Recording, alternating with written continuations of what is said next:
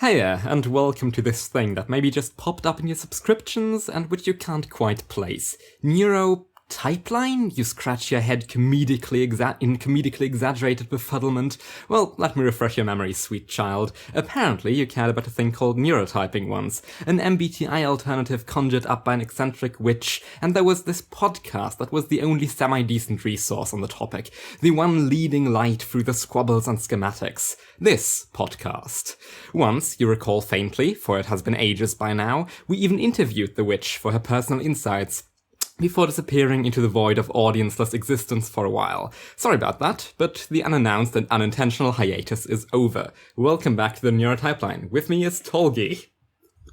Hi, I'm Tolgi. I went through the unfortunate process of becoming a white overseer. It was very painful. Hi, I'm Small Man, and I'm and I'm only one of those, but I will not tell you which one of those adjectives describes me. Also, Tala. Yes, hi there, everybody. I am your level 3 overseer, fast-talking craftsman, and indestructible super god, Tarbok Transom, the firebrand with inner peace, and Cloud Chaser Eternal. Urcoy. Yes, I'm Urcoy. I'm a new type or something. And I'm Oro. The self-scarfing serpent man has wound himself out of temporary homelessness and back into reality. I am the aesthetician on a mission, the void-bound vitriarch, an eerie side product of the cybernetic meta-consciousness we have built for ourselves, and stealing Tarbok's intro style because I'm running out of ideas. How you doing? Sick. Our guest today is Scar. Hello, thank you for having me. How do you want to be announced? I didn't ask for 5 minutes. That's fine. I guess I'm like one of the few level-headed. Yes. Yeah. Yeah. I've brought him on because he'd be a nice springboard. I think we can ask him all kinds of level-headed centric questions when they come up. It's good to interact with an order quadrant person to rein in my tendency of dumping on order quadrant people. Speaking of tendencies. Or maybe it will amplify them. It's never too late to make enemies. Yeah, you got to defend your kind, Scar. Don't worry, I can make stuff up on the fly. Nice. One of my skill sets. All right.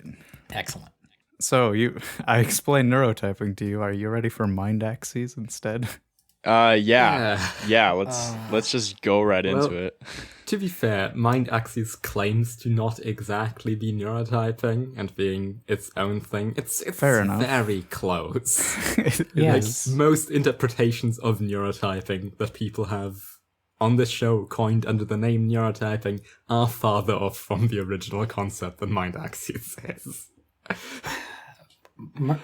But it is. In order to not upset them, which I will do later, this is not exactly neurotyping according to them. According to them, it's not exactly neurotyping, but it is not exactly neurotyping in the way that what's something topical? The character Icarus from the Eternals movie is not exactly Superman. Lol. Literally what?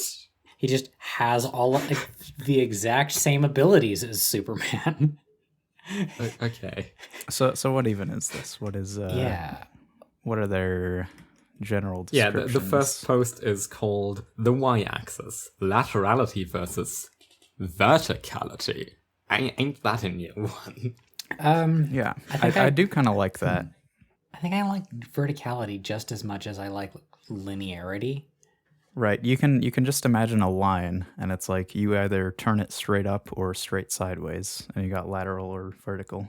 Yeah, I was not thinking of it in those terms, but like I was thinking of it as vertical. Oh, that's like a line, not like laterality. That's not a line at all. I'd always had the impression they picked verticality as... What? Lag issues, everybody. Yeah. Yes. Small Man, your turn. I had always had the impression that they picked verticality because of the potentially derogatory nature of calling someone linear after a full year on the neurotyping server. It's just like how YouTuber is a slur. Or If you gamer. don't put an asterisk in it, it's not a slur. Gamer. Yeah, gamer. I hate how no one ever used that emote. I used it once. I don't look at the emotes in any server that I'm in. Like, ever. Oh, I see it now. Yeah. There we go. Lovingly crafted. That's a good one. Yeah. I like that. Yeah, that's worth keeping. Oh, hey, you also have the a full this. image will be on screen of actually of all the wonderful emotes you have access to by joining the Neurotyping Discord, which we never advertise, but which exists. Yeah. God damn it. Tolgi is gay, says Tolgi. Well, since you are Who Tolgi, is you would be the admittedly foremost gay. authority on that. Yeah. All right. So, what do we think about this post? Wait, I want to talk more about verticality. Oh. Because later it brings up sort of how verticals are better at enforcing their will, kind of, because they're more straightforward, they'll just do the thing. So it does kind of play into power structures and verticality in, like, demand structures, maybe. Hierarchy. Yeah. So that's pretty cool. I liked that. You could see verticality as like a mind hierarchy that promotes executive function. Also, because it happened 3 times while I was saying that sentence, I fucking hate the rumble on the images. Yeah. They shake when you have them, and it Oh, yeah. always happens, and it scares the shit out of me every time. I absolutely hate it. It's done with CSS, so why? you can't even disable it with like a script manager. Yeah, it's absolutely terrible. What function does it serve? It's fun. Just reader hostile. No, it's fun. I thought you, as a Homestuck fan, would be fine with that. Well, Or familiar with it. no. The thing is, I love Homestuck enough that I can appreciate hating it. I don't love this enough to appreciate hating it. I just hate it. Oh boy, I had never done this before. So my script manager also lets me disable CSS, and it makes this whole page look terrible. This is very I'd amusing. imagine. Well, Yeah, the CSS without the CSS, it looks awful. Yeah. I mean, I'd imagine the CSS is there to make the website look good, so Yeah. the fact that disabling it makes the website look bad is hardly surprising. for the curious, the app I'm using, or the extension I'm using, is called uMatrix. It's a derivative of uBlock Origin that's discontinued, but it shouldn't have been because it's the best one. I'm going to continue using it forever, even though it has a security vulnerability. I will just let other security extensions like uBlock fill in the gaps, I guess. Oh, on the subject of extensions, I will note that I'm using the Read Aloud extension on Firefox, and this website has done excellent, because oftentimes Read Aloud will get stuck trying to read image URLs for me, and it did not on this website. So I was very happy. That's funny. Can you tell, like, 4 out of 5 of us are lateral without, like, we can't stay on topic? Yep. We're just out there. All right. I'm gonna rein in my Okay. laterality. Okay. Who has the strongest opinion? You can go first. Well, I saw this line, I think relevant. Laterality opposes manifestation. I found that interesting. Yeah, I want to also talk about that. Yeah. Because I think we have differing views on that. I think it can be taken in different ways. I think what I was reminded of was a certain metaphor I thought of, where laterality is like being on a plane that has infinite fuel. So you can just stay up there as long as you want, but you have to figure out how to land it yourself. I just want to read this first sentence right here. Imagine a box contain. Wait. His comma's weird, so I have to do it like Christopher Walken. Imagine a box containing what is collectively perceived as the absolute, present reality. With the application of relativity, it can be thought of that there have to be two opposing ways of looking at this box of reality. All right. I when I got to the phrase with the application of relativity, Yeah. I was like, fuck right off. Yeah, and they do that again, and they clearly have no idea what it means. It's very funny. I do relate to this writing style a lot because this is how I naturally want to use commas, because when I read, I don't think of things in out aloud words, but just like there's like a meter to writing pretentiously that just like flows if you put commas everywhere. Yeah, I mean, I do relate to being a pretentious fuck, but this is just bad. And I don't relate to being bad. Christopher Walken, when he was a little kid, he got yelled at by a teacher like that he was using commas wrong, and he was like, "Well, screw you, teacher lady. I'm going to make sure that my pronunciation matches the way that I use commas for the rest of my life." And then he did. That's a true story. And that's how autism was born. And that's how Equestria was made. What were we talking about? The Christopher Walken butterfly effect.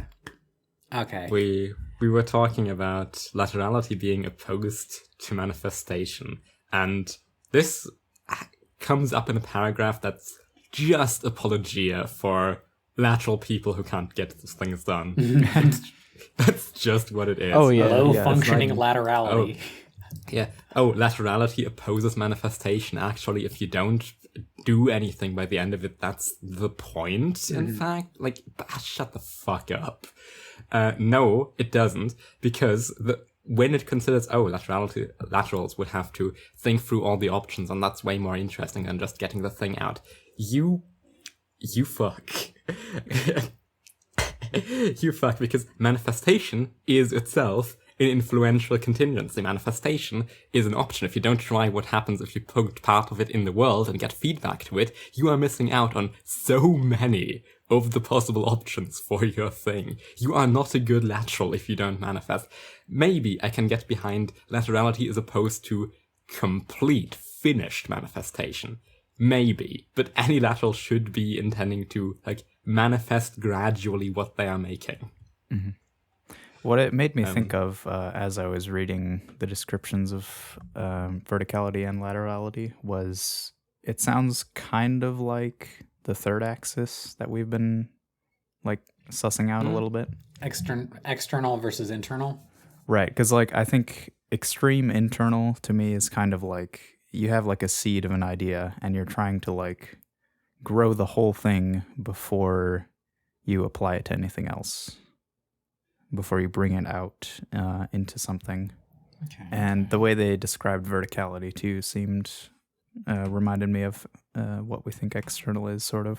So I was actually going to make a different 90-degree rotation. I think that the way that they talk about like particles and divisions and stuff. Yeah, not so much that one. Yeah, I think it. You said that reminded you of like lexicality instead. Yeah. It sounds a whole lot more like categoricalness. Like they want to actually.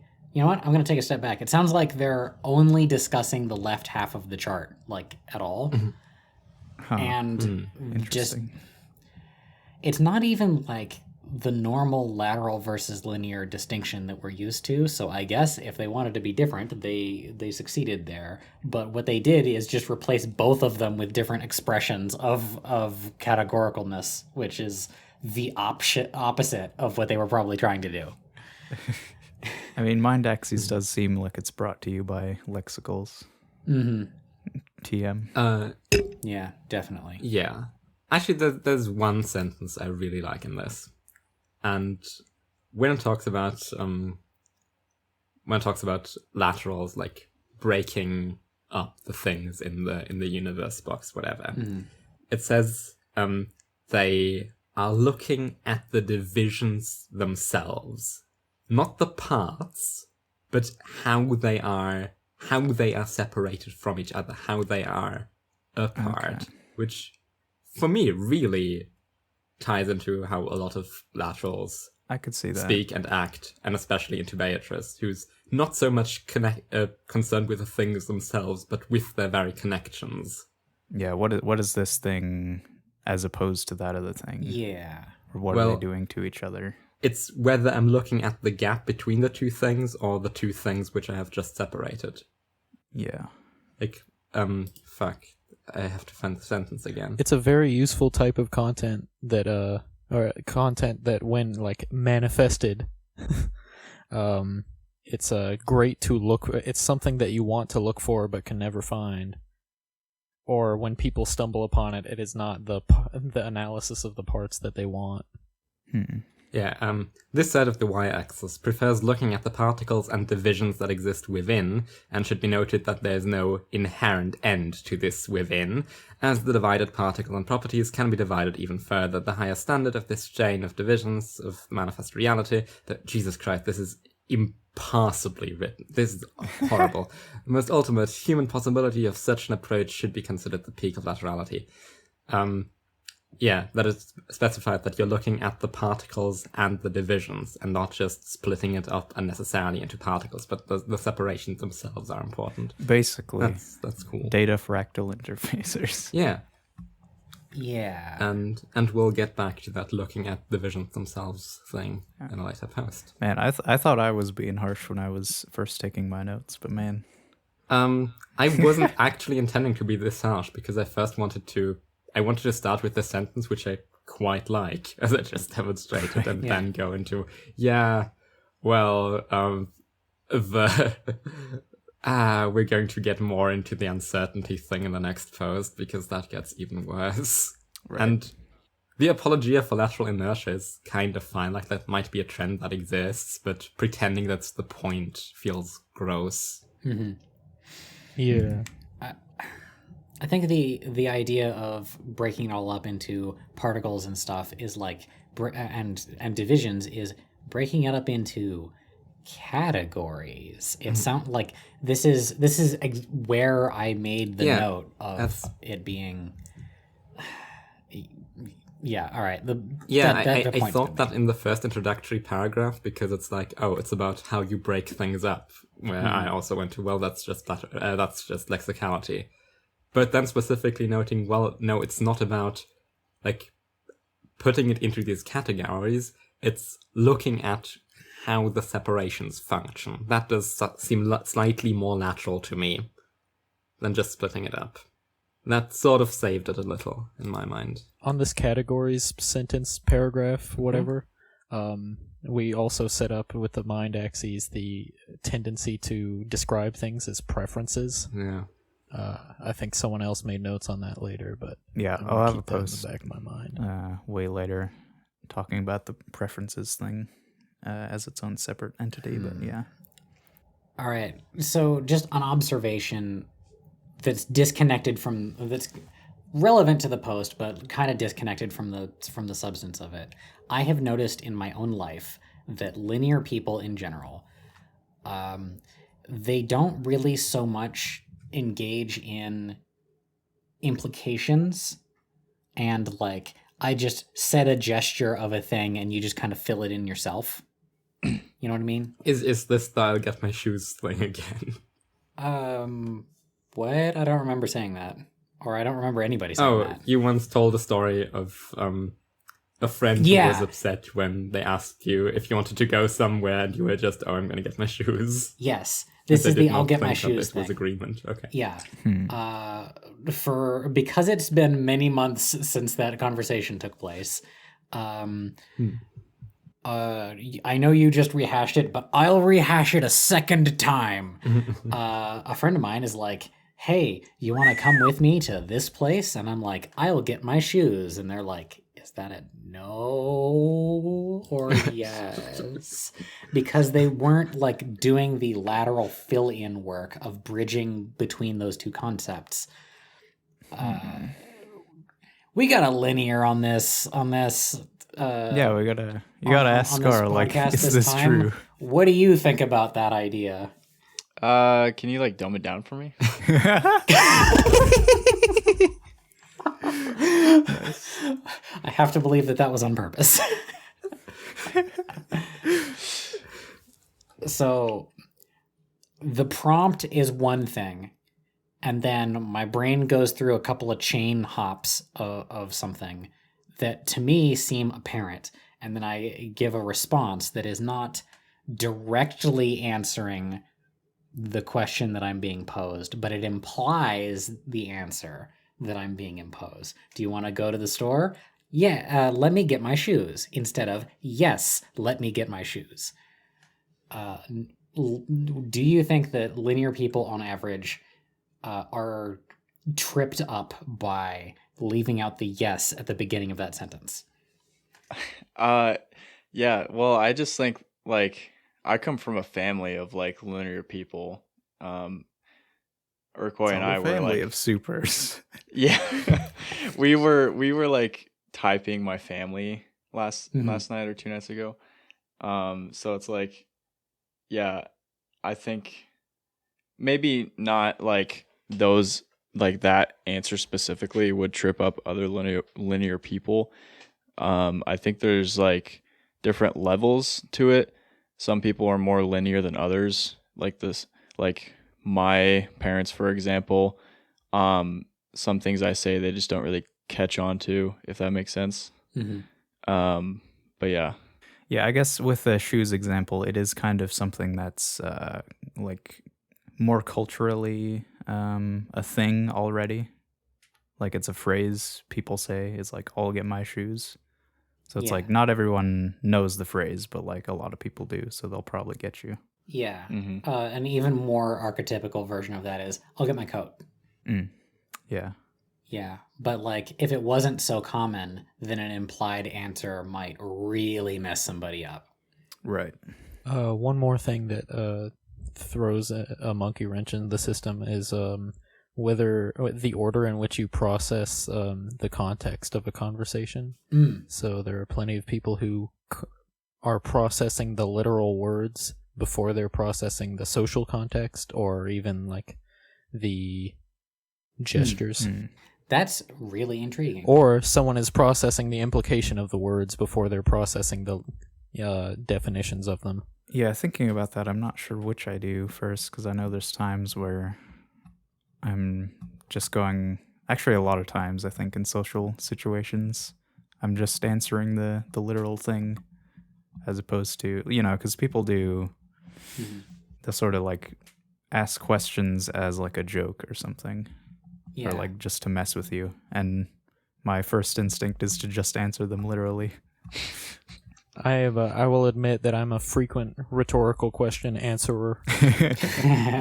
Right. Like Really? there was some time at like youth group, and this one girl was like, it's like, oh, do I talk about work too much? And then I was like, somewhat. And then the other dude that was there was like busted out laughing at that answer. You're not supposed to say that. It's like, what? I answered the question. Support. Always answer rhetorical questions. It's the best. Gotta make sure to hold my tongue so I don't turn this into the autism cast. Every episode is the autism cast. Yeah. All over the autism circle. Yeah. Whip out my reports. Man. I guess my last thought on this post is that it's trying to take something that's very specific and generalize it to the entire like planet. Generalize it as something that is a super zoomed in view of an archetype towards everybody, including people who aren't even in that archetype. I guess keyword being archetype there, as opposed to like a mechanism that unfolds into any situation. I have one opinion on this post. Yeah. And that's astonishing for me, but I was kind of shocked at how much they associated sensory data with verticality, and then how they tried to tack on the fluidity afterwards to walk that back, saying that, oh yeah, lateral people can be sensory oriented too. That's pretty common. But Yeah, the whole thing as someone- reeks of cowardice. as someone who spends their day like just processing sensory information with no additional like thought or action, it's like using this axis in the way that it's intended doesn't really work on my scale. And then when you throw in the fluidity paragraph at the end, it kind of just feels like the people who like defend the bell curve by saying it's a overlapping series of bell curves. Vertical, like man. it doesn't answer the question so much as it takes responsibility of answering the question off of you. Yeah. Would you say that in your like I assume from like the autism comments and stuff like that you would introduce yourself as autistic? Is that so? I can't do that. Well, no, I do actually. I do introduce myself as autistic, even though I don't. I want the formal diagnosis so I can feel good about it, but I'm arrogant enough to believe that I'm far enough along the Dunning-Kruger effect curve that I can properly neurotype myself with DSM criteria. Gotcha. What was your type again? Oh, you'll love this. I'm an overseer. Square center overseer. You just nutted. Yeah. Right on. Okay. Yeah. What do you like being in that position? What do you think of the idea that linearity is like talking about medical autism? That like the bookkeeper corner is like peak autism, according to medical autism, and the idea that the more linear you are and the more lexical you are, that's autism. What do you think? So when you get really into clinical language with autism, you say restricted interests and behaviors and activities and stuff like that, and then you say like black and white thinking and taking things literally. That implies like a Lin-Lex outlook on autistic people.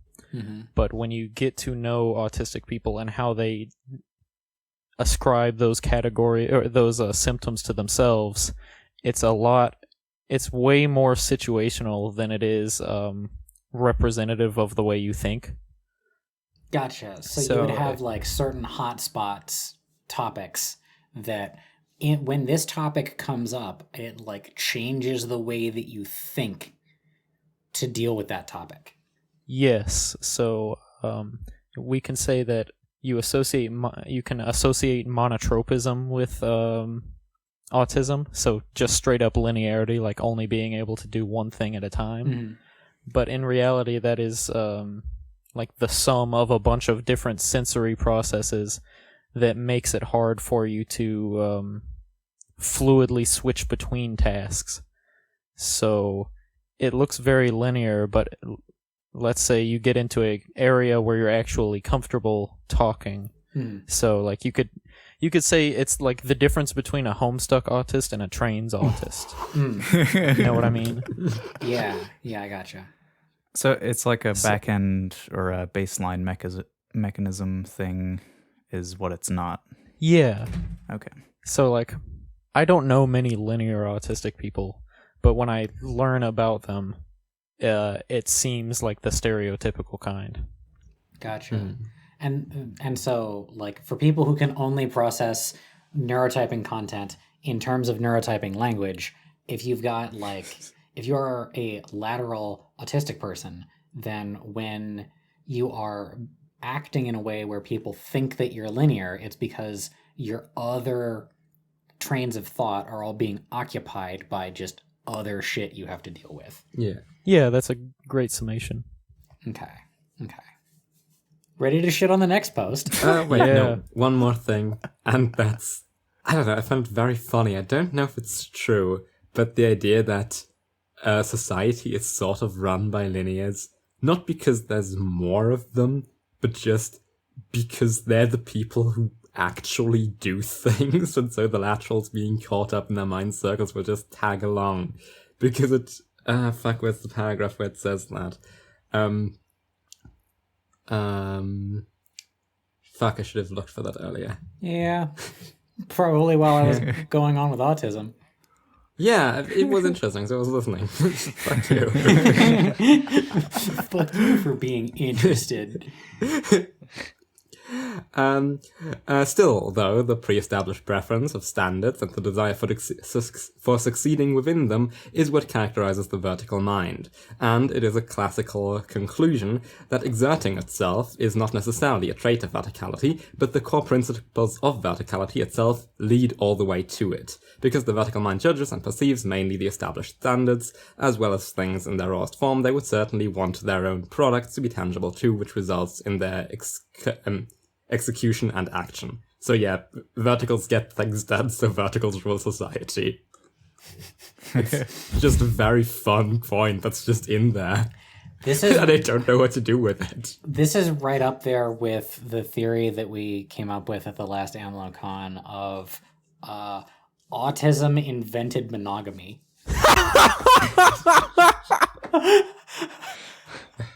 That's an episode title. Autism invented monogamy. Can I propose this to you? I don't think we've talked about this anywhere in a public place. No, we haven't. Yeah. Okay. Make the case for it. All right. So. And to be fair, I don't think it's that hard. Like, this does seem sort of sensible. Yes. All right. There's a couple of steps to this. I'm going to try and take you on the same journey that I did. Hi, I'm Tarbuck Ransom. I am a noted polyamorous person. Yeah. Okay, so when you are autistic, you have a thing that is your thing. This one is yours, and if something were to happen to it, it would be very upsetting to you. That's normal when something is very important to you. But you don't want a replacement that's an exact copy of your thing. You don't want something that's like your thing. You want your exact thing and only that thing. And when somebody else messes with your thing, you get very upset. Like no one else can touch my thing, and I like no one else can touch my thing, and if they do, it will be like upsetting to me. Well, that's a thing that autistic people say. Okay, but that's an argument why autism invented other people not getting to have polygamy. Yes. Right? Yeah. Yeah, but when also if you have your one thing, then you don't necessarily like it can be difficult to attach to another of that kind of thing. Like if you've got your shoes, you want your shoes. You dig? Mm-hmm. Sure. Yeah.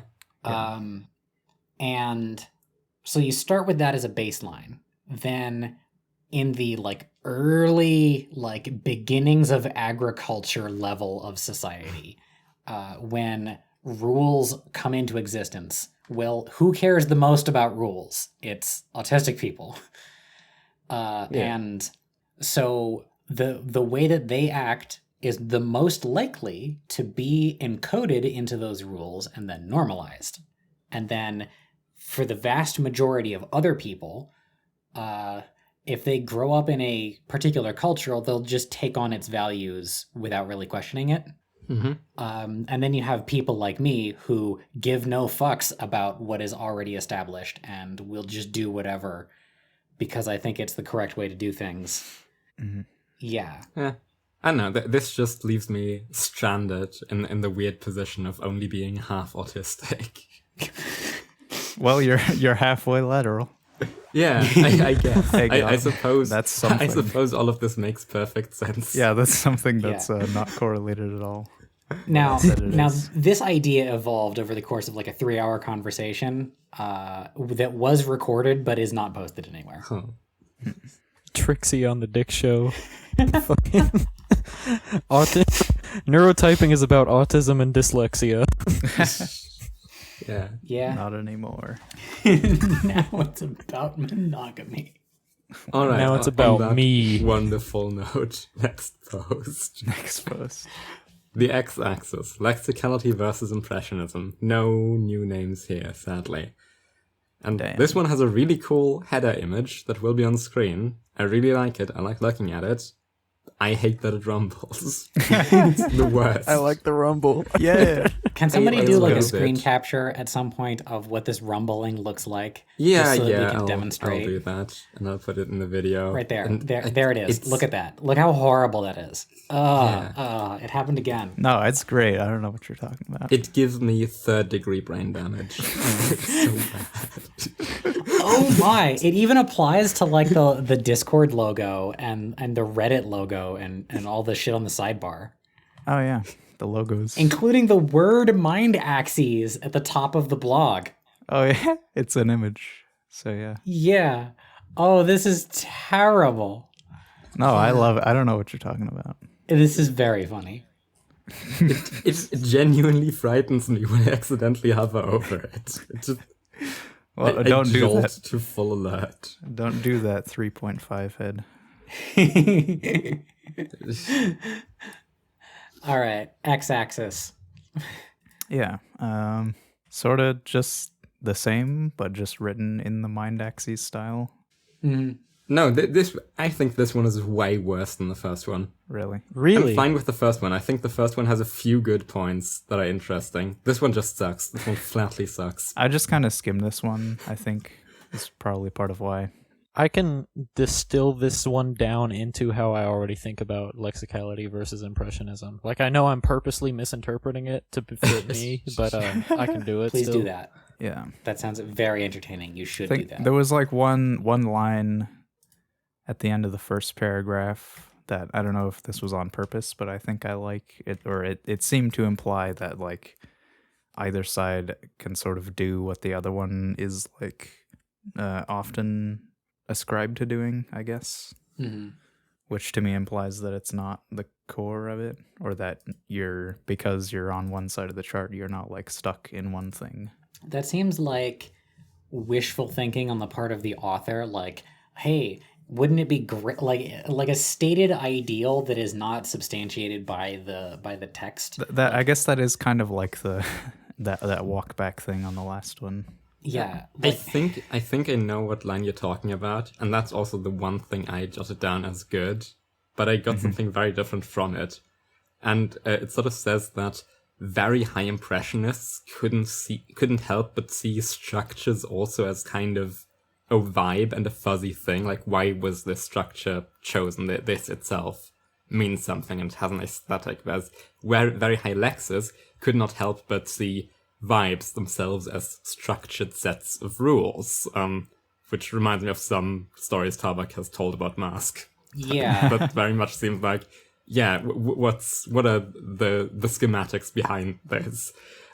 So the idea that at the extremes, vibes and structure will always be the same is very fun, that only mid-types can actually perceive them as foundationally different things. That's interesting. Cylinder theory. That isn't really spelled out in the article, but it's what I got from it, and I choose to believe that it was meant because it would be the only good and interesting point in there. If that's what that person was saying, then it would be their only good point. Lol. Just manifest your own reality. Manifest your own reality. Yeah. This post seems to blur the lines that the last article set up about which traits go to what category, with intentionality, like doing something intentionally versus doing something automatically, because that seems like it was what they were talking about with lateral and linear, or lateral and vertical there, but like now the same idea of doing something intentionally versus automatic processing is coming up here. Yeah, they kind of diagonal lined themselves. You know, when people make neurotyping charts and it all ends up on a fucking line from calc to instinct. Yep. They've set themselves up for this to happen. Mm-hmm. Yeah, it's calc to instant or instant. Calc to instant. Immediately.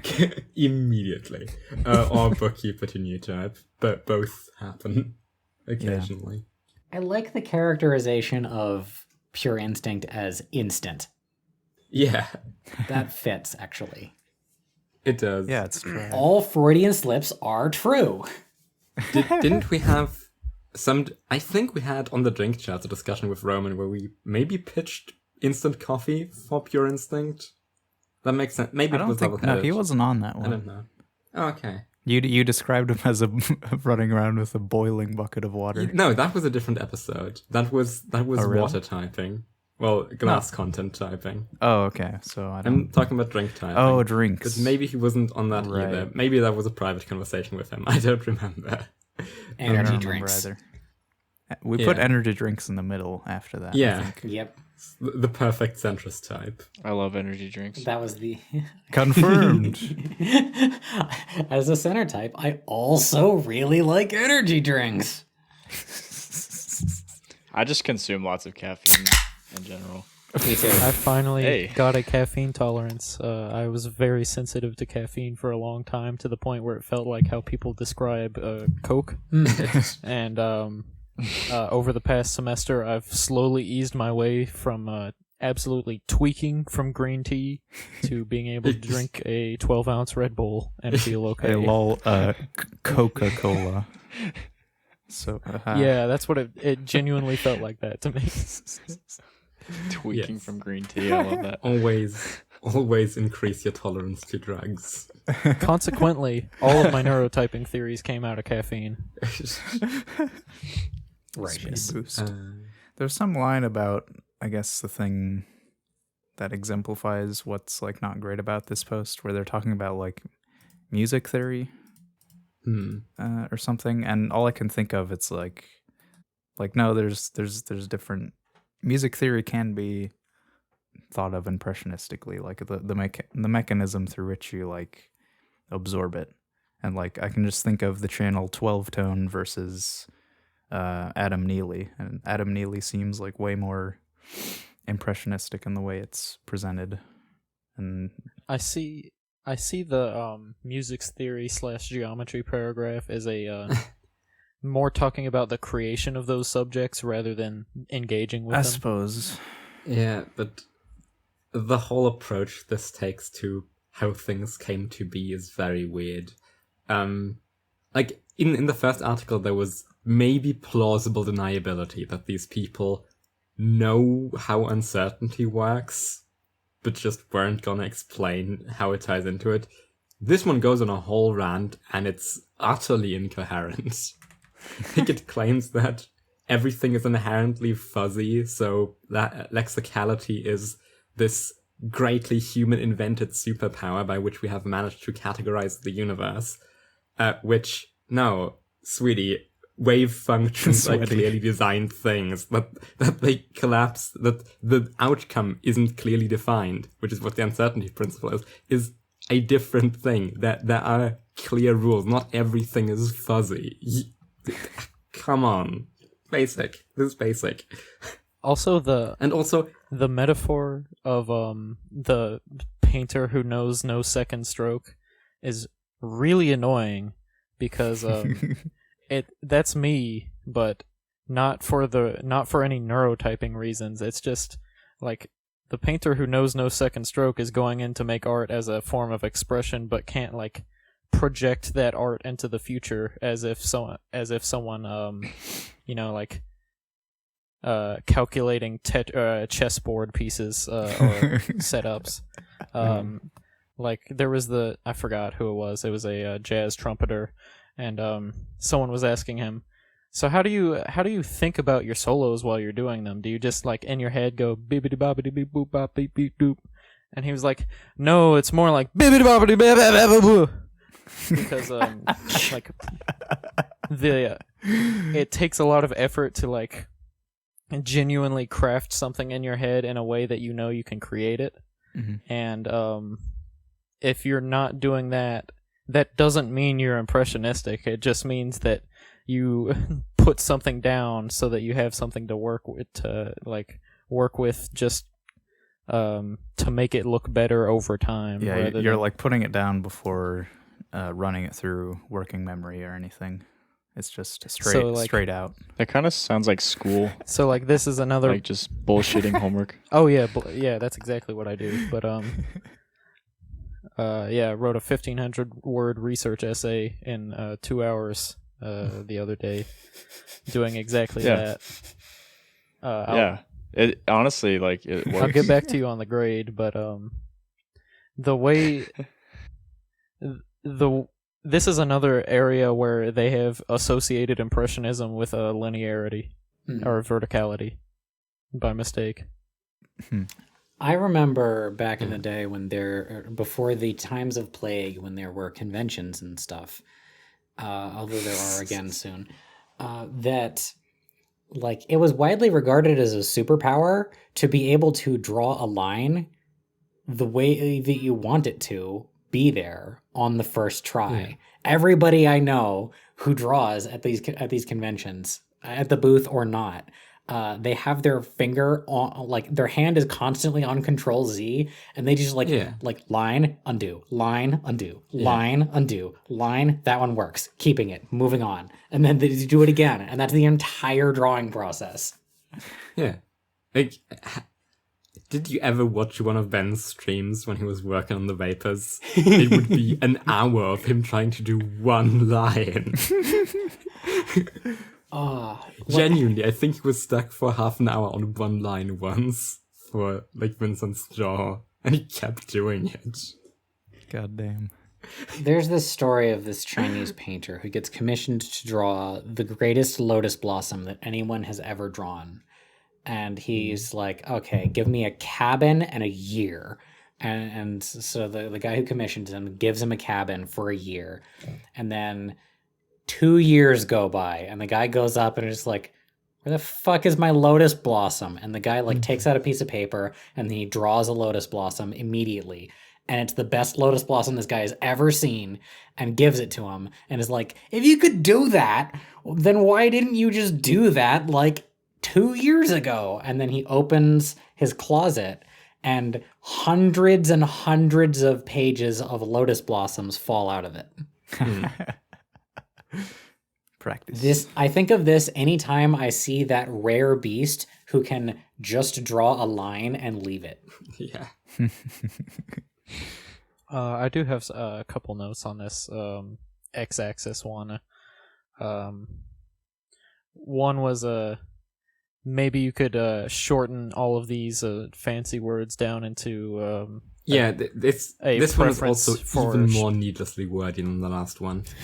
A preference for outside or external long-term storage versus the use of just whatever RAM you have on hand in your mind.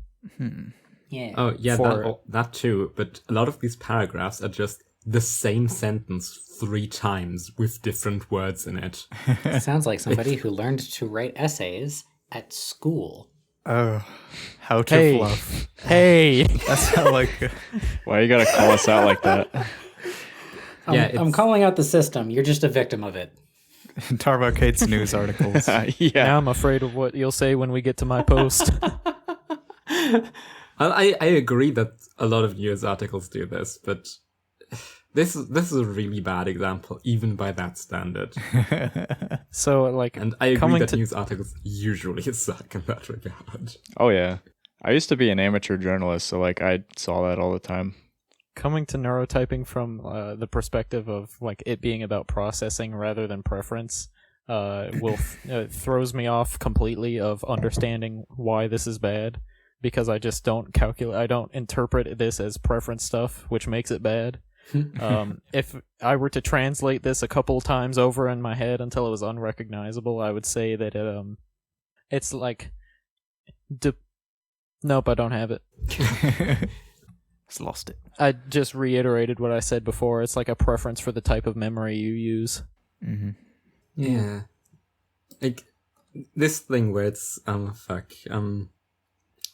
a great example of lexicality is the very existence of data itself, because considering the bounds of the uncertainty principle, which would suggest the lack of absolutes due to the relative standards, approximate permanency is what can be deemed the very core of lexicality. The idea itself, principle about manipulation of reality, are preferably established. Like, no. When people learn to think, we did not know how quantum physics worked, this is ridiculous. The idea that the existence of data itself is proof of lexicality is so unfathomably stupid. Like, data is not fuzzy on the level on which people engage with it. We refer not to physical objectives, which you can't even perceive. We refer to semiotic objects, which are very nicely clear usually. Yeah. In the context in which we discuss them. This is insane. Yeah, when I read that, I wrote down the line, impressionistic data intensifies. Also, I want to note again the tacked on fluidity paragraph. Oh no. I'm going to refer to that as the covering my ass paragraph. Yeah. Yeah, again, it reeks of cowardice.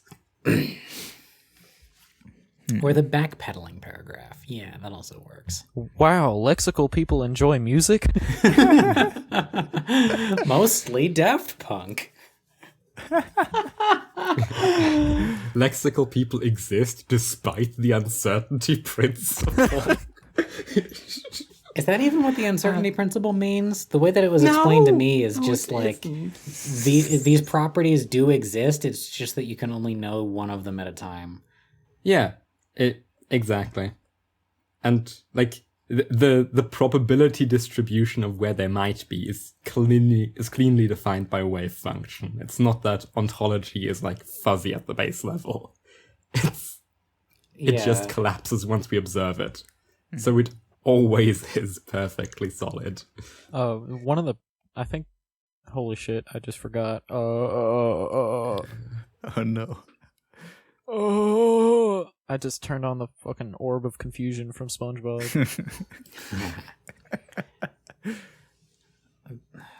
I feel like there's, there's a lot of metaphor you can mine out of that one scene. The thing that is irking me about these so far is that, like, they're not comprehensible specifically because of how impersonal they are.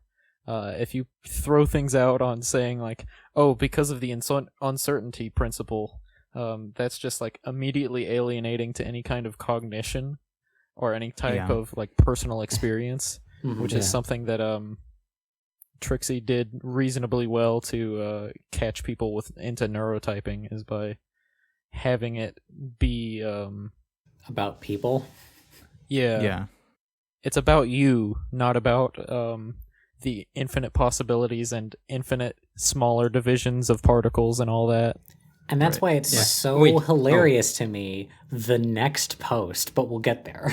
Oh, wait. I think I have a good way of explaining the thing I was trying to get to just then. Think of quantum computers, right? All computers work on quantum physics because everything works on quantum physics to the best of our knowledge. But most computers do not work on the macro level according to quantum physical processes, which is why they are bad at modeling such things. Whereas we can build systems that explicitly deal in these terms on the macroscopic way of functioning. The same way people do not work on the macro level on quantum mechanical principles. Lexicality is not an opposition to uncertainty. That is insane. Mm-hmm. Yeah. I am impressionistic, and I feel very certain, like most of the time. Yeah. There's one thing, I don't know if this is like related to, sort of related to the post, but Tarbuck mentioned his friend Mask, and there was, after one of the episodes one time, he dropped this like really important piece of information that I didn't, I wish I had, which is his friend, it's like, the brain like starts with lexicality. Like I think there was some sort of assumption that like this is the way that I always ever since getting into neurotyping, this has been how I explain this person to people so that they're prepared to meet my friend, which is, this is the most lexical person alive. All right. They don't believe that all thoughts start as impressions. Yeah, And that's the thing. Based on what they say, I'm inclined to believe them, at least as far as they're describing their own experience. Yeah, this was all spinning off of like, I think for the most part anyway, like one line from one of the original videos. It's like, oh, everyone starts as pure instinct, but I don't really think that's true. I think babies are no type. Like the way their brains are like just constantly making, they're just forming connections, and it's like over time that you shape. Yeah, it we off. had this discussion before. I don't think like neurotyping applies once and before you've become a person. Yeah. I don't think we can neurotype animals, and just like that, we can't neurotype babies. Yeah, They your just neurotype is can't like think enough yet.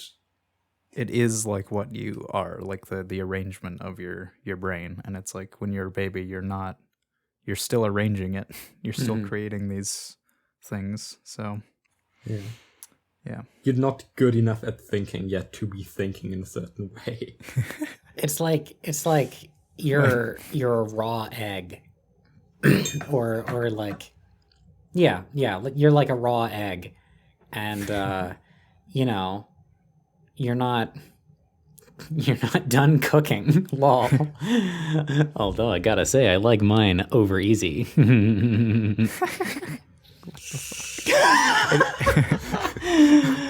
I frequently think about this every now and again, of the glorious fruit of the noble hen.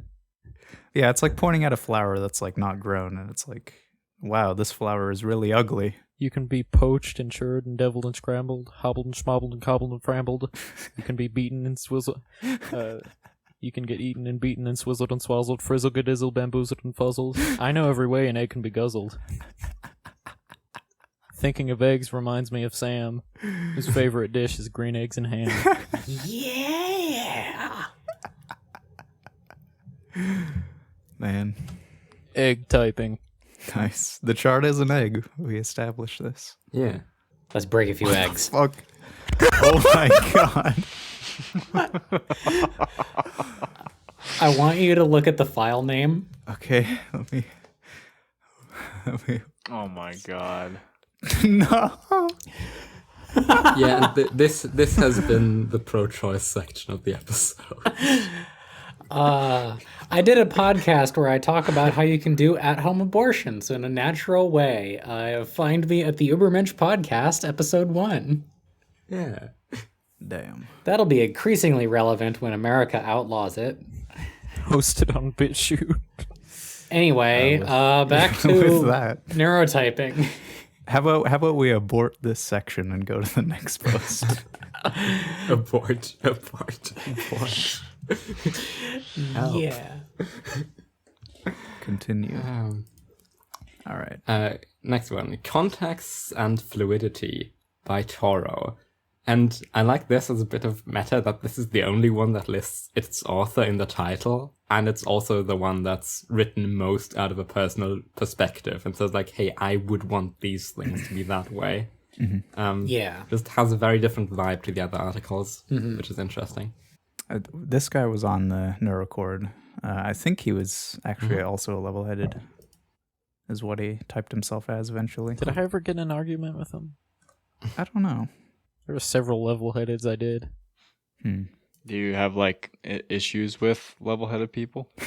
You got a problem, did you butt bro. level heads? No, dude, I promise. My best friend's a level-headed. Oh, okay. Careful with that L word. It's not a slur unless you put an asterisk.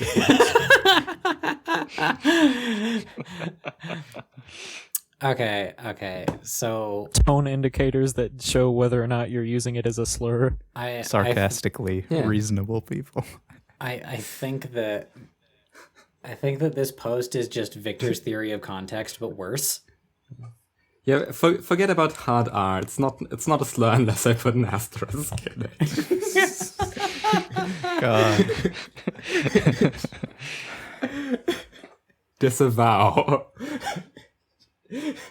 Yeah, I mean, this is, I think, again, sort of like not exactly the walking back thing, but sort of in that same area of like, Well, it's not the walking back thing because it's not walking back from anything. It's just generally saying.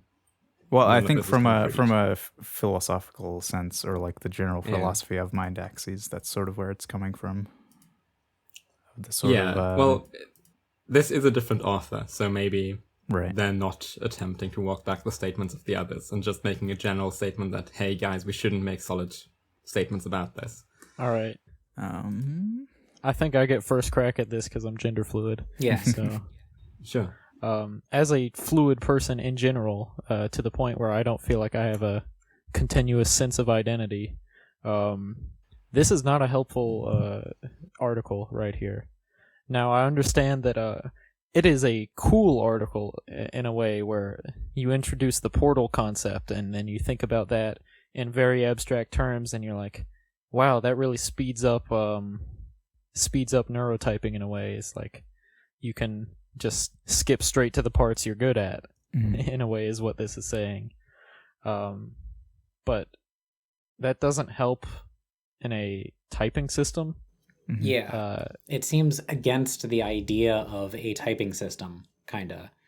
Now, where that makes this fall to pieces is because this is called mind axes, but according to this article implies that this is a terminological system rather than a graphical one, that it is clearly inspired by.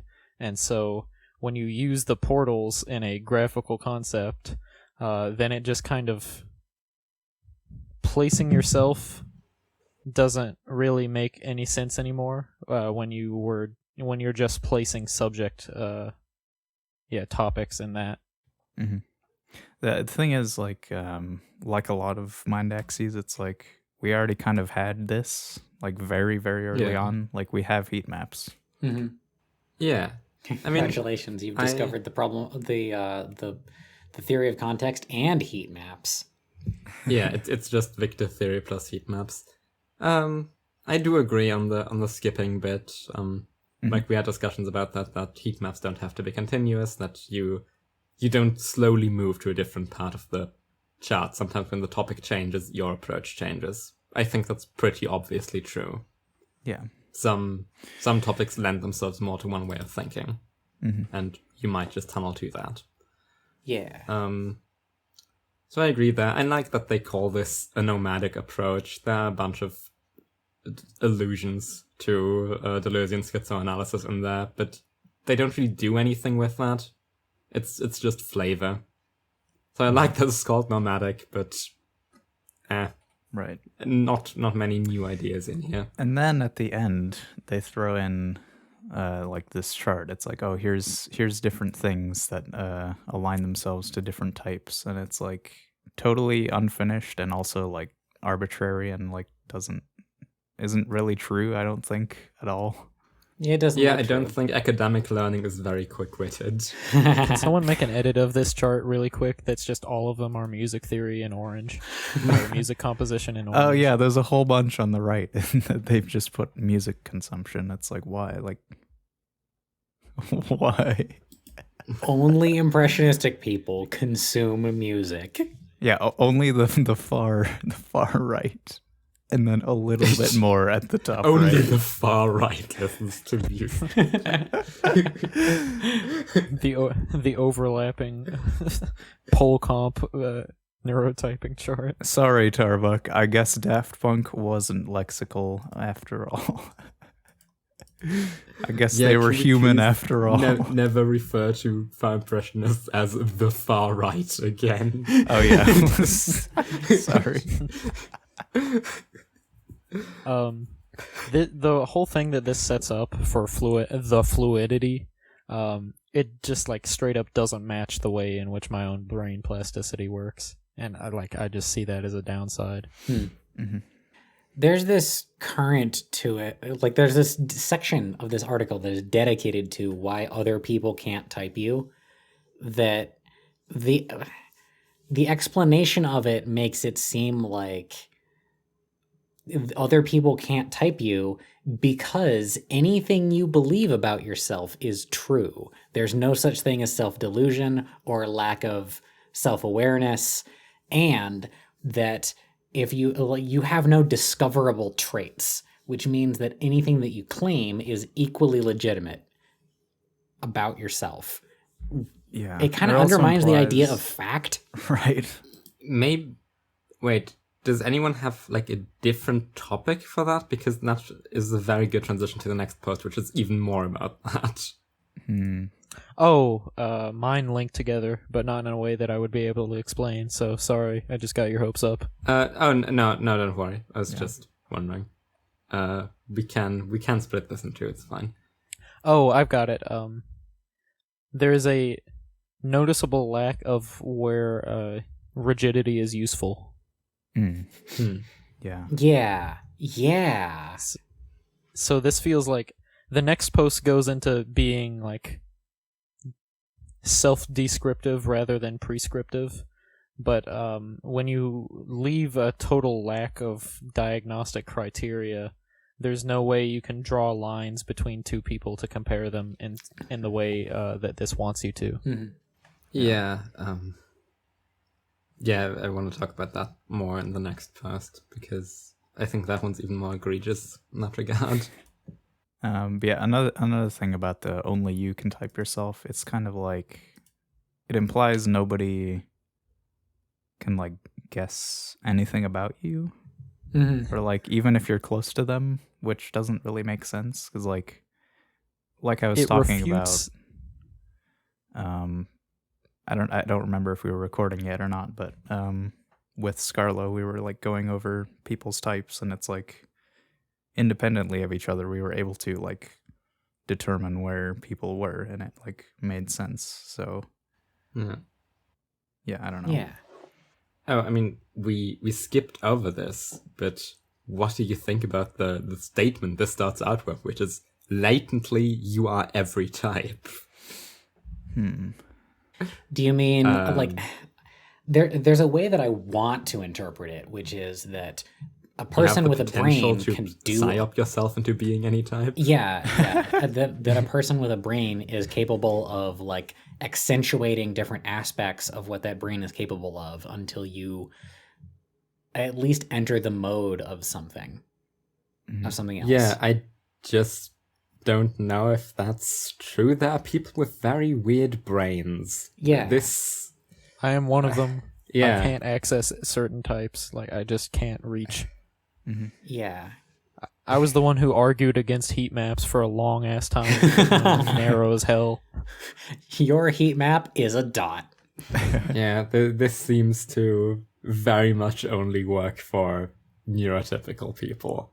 Like, if you have, especially like severe kind of neural differences, this probably isn't true. And I don't even know if it's true for normal people. I don't know if normal people could, without like the influence of hella drugs, if even then, access these absolutely fringe 0.001 percentile areas at the rim of the neurochart. I don't know if that's true.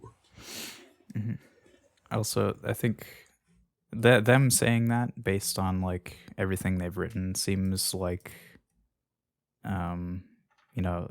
that this system is only traits, and like whatever mechanisms going on inside the brain are like completely unknowable, and it's like we shouldn't try. And if you are trying, then you're like doing something wrong. And that's like against my whole bit. The one thing that is the most consistent about me on this show is that I'm always looking for consistency and alignment between the different things. Like, I want everything to agree, kind of. Yeah, that's part of why neurotyping is cool and works. It's like, oh, it actually has some like truth to it. Like, I didn't realize this, and like it works. It like helps me understand other people and myself. So it has patterns with predictive power that you can learn and then extrapolate from and reach the same answer as everybody else who tries to do the same thing. Right. I mean, I feel like neurotyping is cool because it doesn't work. I mean, I think a lot of it doesn't work, like, but I am trying. Like, the fact that we are still arguing about it is what makes it cool. That people got different things out of it that are interesting to them. Yeah. That's what makes it cool. That it doesn't really work or congeal. Yeah. I have more to say on that later, but...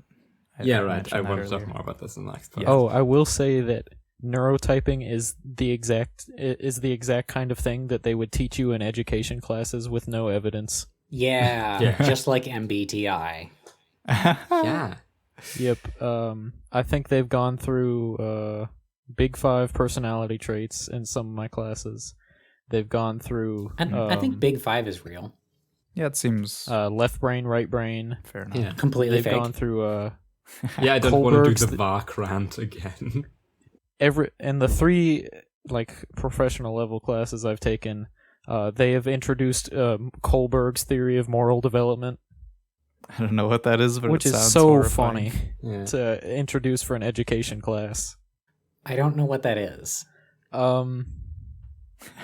Should we? It's too much for me right now. Do we even care? Yeah, we'd be stuck here for a while. Yeah.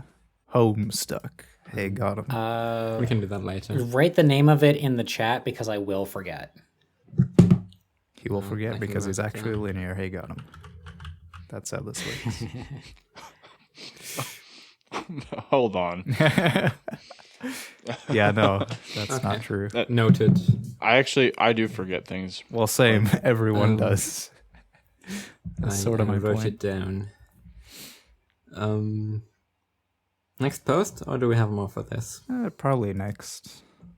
Check my Okay. notes. We'll talk real about quick. whatever we're thinking about anyway, so. Yeah. The ideal way to find your mind axis map, parentheses, typing yourself in mind axes and parentheses. End parentheses.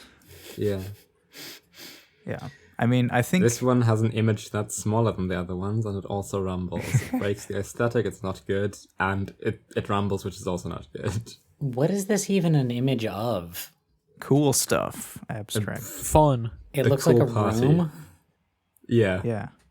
Now, I think when I glance at this, I generally agree. It's like, yeah, sure, like the 3 things they list here. It's like understand the system, know and trust yourself, and like consult theorists if you want, like people who know it. And it's like, yeah, sure, that makes sense. When you look even a little closer at it, though, I think it falls apart entirely. Hey, we should be careful about saying that when we're on a neurotyping podcast. No, again, the fact that it doesn't work is what makes it good.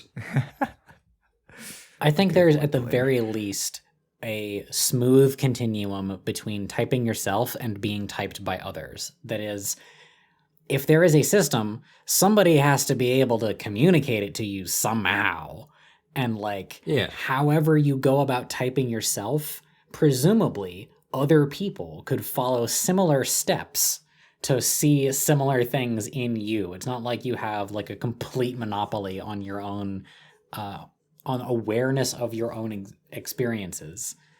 Like, or Yeah, to or me, that's feelings just or anything like, that. if you do that, you're just kind of like, oh, this is my own world, and it's like it's not helpful for your interaction with other people. It's like only maybe helpful, but Exactly. maybe not even for yourself. Yeah, As someone who has spent afternoons sitting and helping people type themselves on the neurocord, and someone who has an inability to type other people, ask me what type Hermit is right now, and I'll come back to you in a couple years. Hermit is an externalist. Hermit has always been an externalist. Nothing ever changed. But this article provided nothing helpful for me. Like, nothing. Like, I get they're trying to avoid, like being overly clinical about things, Sure. and making sure that people know that this is a tool for themselves to use. But, like, come on. Yeah, we've kind of been doing a bad job this episode of describing what the posts are saying before we go into critiquing it. Oh yeah, So we have not this- done it. Yeah, We've not done this that at just all. says, you should understand the system, and then you should try to type yourself and not be typed by other people, because other people can't do it. If you fail to type yourself, ask others for how the system works, so you can then type yourself better. That's pretty much it. It's also too long because all of these things are way too long for the simple things they're trying to say. So there's 2 problems initially with, like, I can just get out of that summary is like, one is you can fail to type yourself even if you understand the system perfectly. See Hermit. I wouldn't say that Hermit has a perfect understanding, but I would say that Hermit has had enough understandings to at least try to type himself. But and second, even if you understand the system and another person, this article doesn't give me a tool to use. So like forming diagnostic criteria is just like insanely problematic and will always cause problems and will always be updated. But that's like a good thing. And failure is good. This doesn't set a it doesn't give I don't want to say the same thing 8 times in a row. Hold on. It for someone like me who wants to type others or help others type themselves, it doesn't none of these articles have told me how to do that. Well, I mean, they did list criteria that you might apply to yourself and be like, well, does this fit me or does the other one fit me? I don't agree with them, but you could probably type yourself through those. You would just maybe end up on a different type. Yeah, that's... I feel like I have felt like there has been not enough for me to work with. Because with neurotyping, it's always been a process of like, oh, well, we're doing this to type people. Oh, now we're doing this to type people. And like, I agree. That's my issue. That's my issue with the entire site, because you can very quickly break and put it back together over and over again until you find something that you like. Whereas this, I don't feel like I can go to someone, explain them mind axes, or have someone who has had it explained to them come to me and say, hey, can you help me on this, this, and this? I'd be like, see the fluidity. Yeah. I don't know, maybe this is kind of an extreme way of putting it, but the mind axis is literally fascist.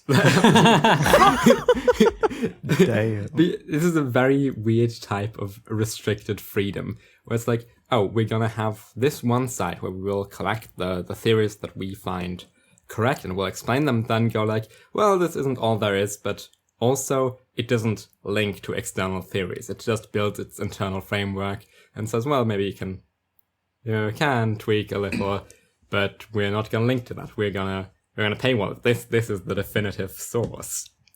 And it squanders its whole potential here when it goes to, oh yeah, actually type yourself, but type yourself based on the resources that we provide.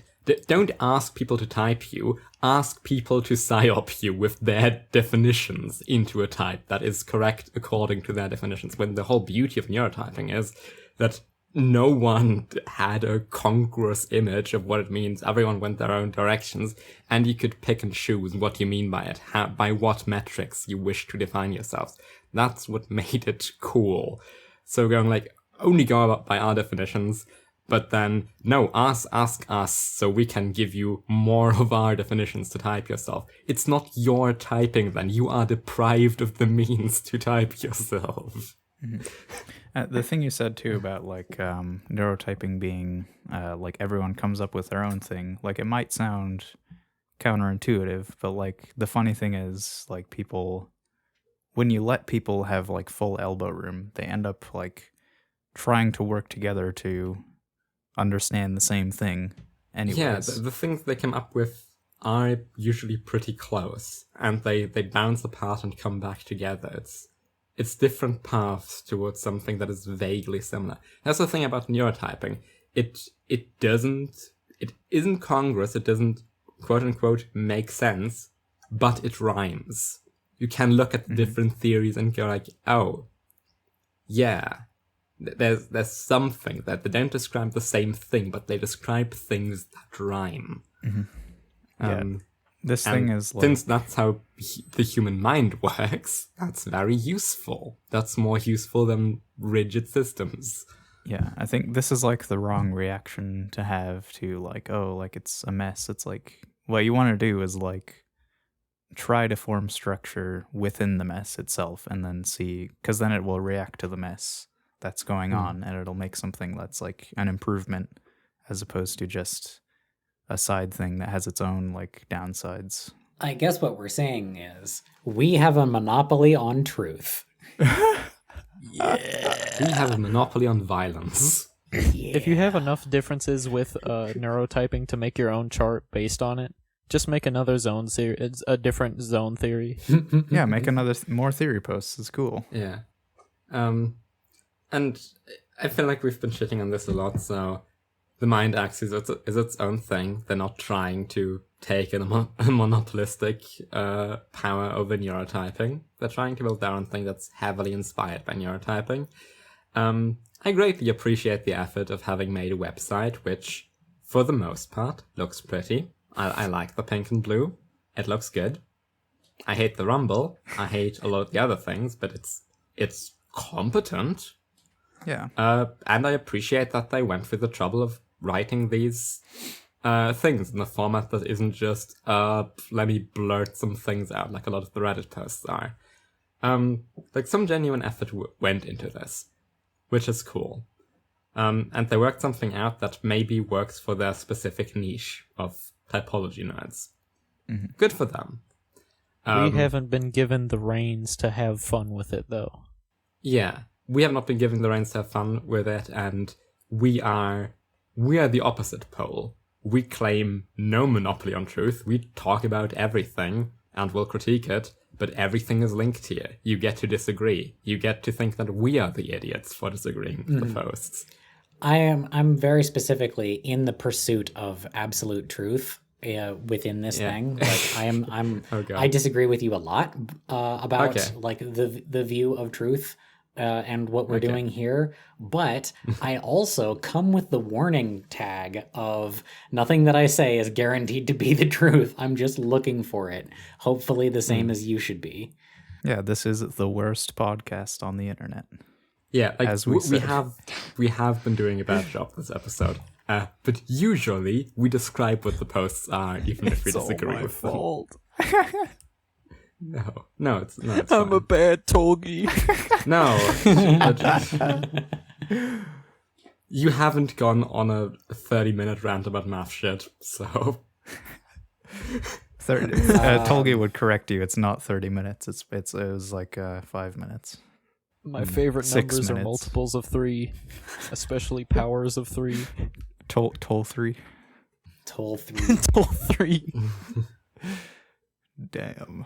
On that quote, whoever said, this is the neurotyping equivalent of fascism. Let me pull out a Mussolini quote that I always have on hand. Always. Fascism, ... it does not believe in the possibility of happiness on Earth. Just change Tolgi's nickname. Excellent. Wow. Okay. Toll 3. Oh, that's like full 3. Shout out to Eden. Eden will get that reference. Shouts out to Eden. Yes, always. 2000 always. Yeah. Shouts out to random people from neurotyping communities. We've just been talking about hermits here. Luckily, our audience is incredibly insular and will know who these people are. Shout out to my friends and family. Shout out to my cat, Max. Shout out to I'm sure you people all I know. met once. Shout out to that dude on the bike that said, watch out, and then I step off to the side and he's like, thanks. Shout out to that dude who ran over me with a bicycle in Germany because I was walking on the bike path because I was an idiot. Oro. Shouts out to Nate Bestman, whom we haven't made fun of for like 3 consecutive episodes, which is a new record. That is a new record. Also, this doesn't count as making fun of Nate. So we're keeping it going. Yeah, no, this is making fun of us for having failed to make fun of Nate. Yes. All right. All right. You think we can explain the next post before we talk about it? Yeah. Let's see. Shiro Kakuroka. Why degree of linearity, linear versus lateral, is not correlated with intelligence. The point, well, actually, it describes it very nice in the first two lines. Linear thinkers can store larger chunks of information, lateral thinkers can store more chunks of information. Overall amount is equal, and then they talk about their own typing and ways of maybe measuring this, and how it just relates to skills in general. So, storing in different amounts of chunks, but same amount of information for equally intelligent people, depending on how linear versus lateral they are. I mean, if your measurement of intelligence is stores the same amount of information, then this is naturally going to happen. I feel like this is like sneaking an argument into a definition as a way of avoiding how, like, whether it's true or not. Yeah. Well, I don't exactly think this maps onto intelligence. But do you think it's true going by their definition of intelligence? I think so. Like within a slice. Like Yeah, I'm certainly intrigued by it. Yeah, it seems closer to true than not.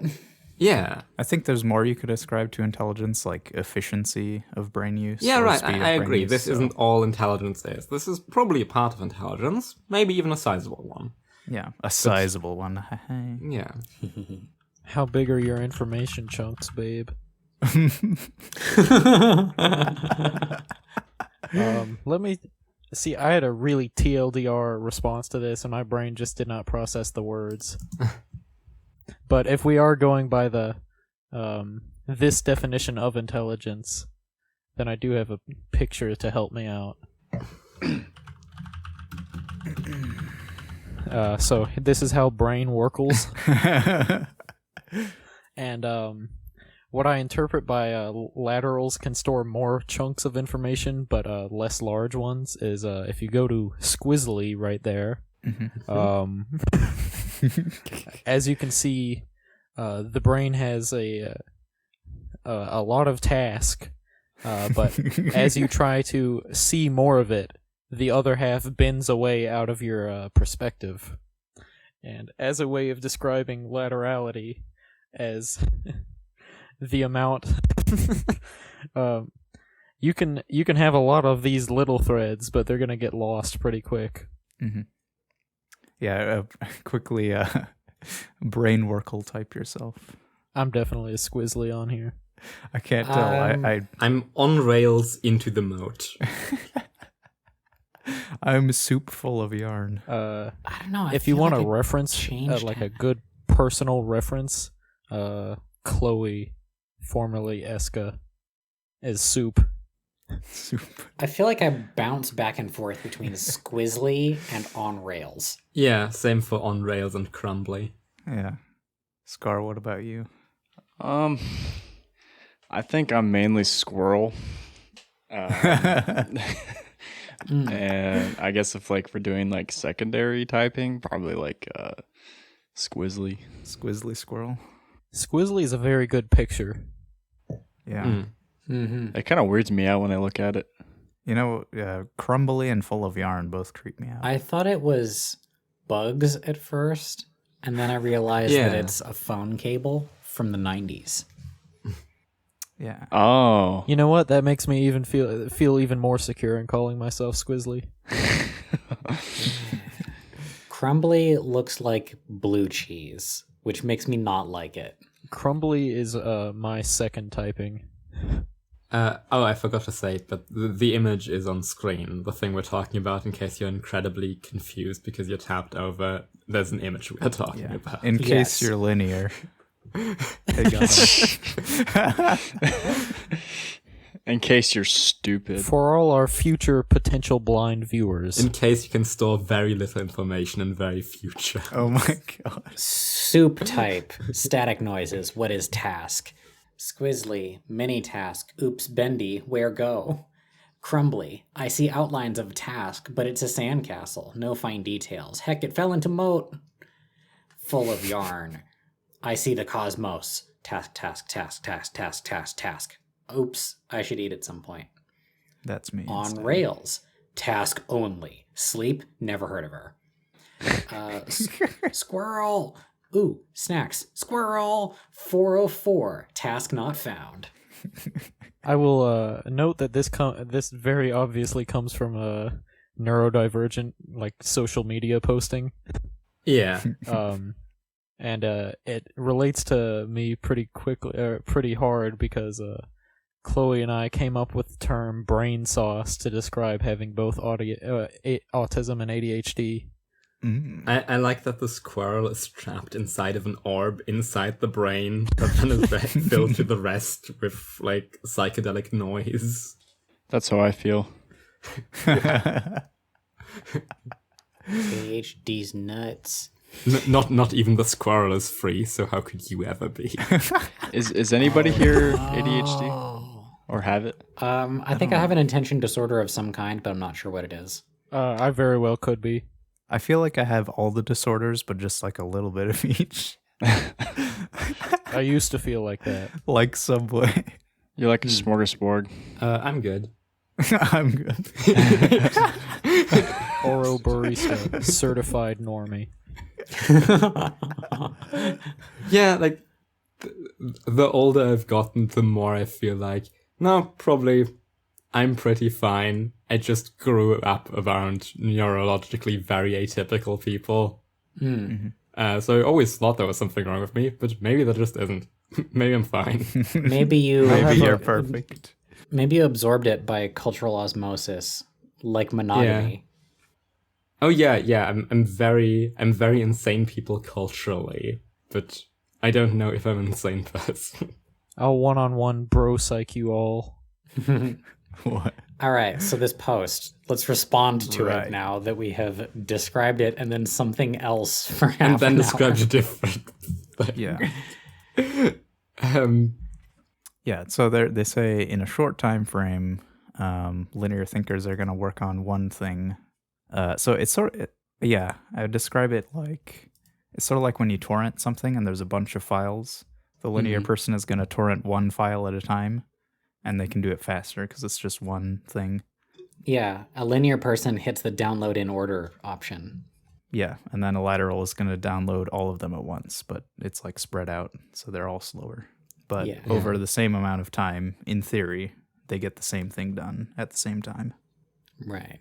yeah, it reminds me of my a lot wordier description of linear lateral, which was we're looking at the same object, which we can think of as a swarm, and you either think of the swarm as one thing, the swarm, or as all the individual things inside of it. It's the same thing, and you either think it's a lot of things that I can see as one, or it's one thing that I can if I want to split up into parts. But what is the thing your mind immediately gravitates towards? And this is exactly that. Do I do it in little steps? Do I have a lot of chunks with little in it, or do I have a big chunk with a lot in it? Can you not see the forest for the trees, or can you not see the forest through the trees? Yeah, exactly. That's a very good way of putting it. As much as I look at this post, I can't read it. I gotta put on audio to text. Yeah. And I think this might be true to the degree that I would want to test self-diagnosed lateral versus linear people on whether they are better at storing lots of chunks with little in it or few chunks with a lot in it. There might be truth to this. Yeah. Even if it isn't intelligence, it's something. It's an easily describable thing that maybe is an aspect of intelligence. I will say that when this article came up on Neurocord, everyone immediately shat on it and no one talked about it. Well, which sucks they're because this idiots. seems like a good one to me. I do Yeah. have the objection that not all problems lend themselves equally to lateral and a linear approach, both. So I think that there's some things that a linear person would be better at and some things that a lateral person would be better at. That's like a minor problem in what is otherwise a really good post about what the chunkingness is. No, Neurocord has Reddit PTSD, so they just How chunky is reflexively- your brain soup? Well, Scroy keeps shitting on this podcast, so we get to shit on Scroy's neurocode. This also supports my thought, which I don't know if I mentioned it earlier, but I probably mentioned it on a previous episode, so do your homework, kids. This supports my idea of lateral is breadth first and linear is depth first Like there's a diagram of different kinds of searching algorithms for like finding something in an array in programming that I learned like a decade ago. And I have been connecting that to laterality and linearity. Although in like full laterality, it's not even a breadth first search, it's just random access. Pick stuff at random until you find it. That's kind of like what was that one like time cake post way back when? There was just like there's like a random network to like a completely it's like one string of information. It was the whole peanut thing. Wasn't that only like 2 episodes ago? No, this was way further back. Whatever. Time is a flat circle. That's why clocks are round. Yeah. Anyway, I like it. I think it supports the same idea because of the conclusion at the end about specialization versus diversification of tasks and knowledge and skills and stuff. Right.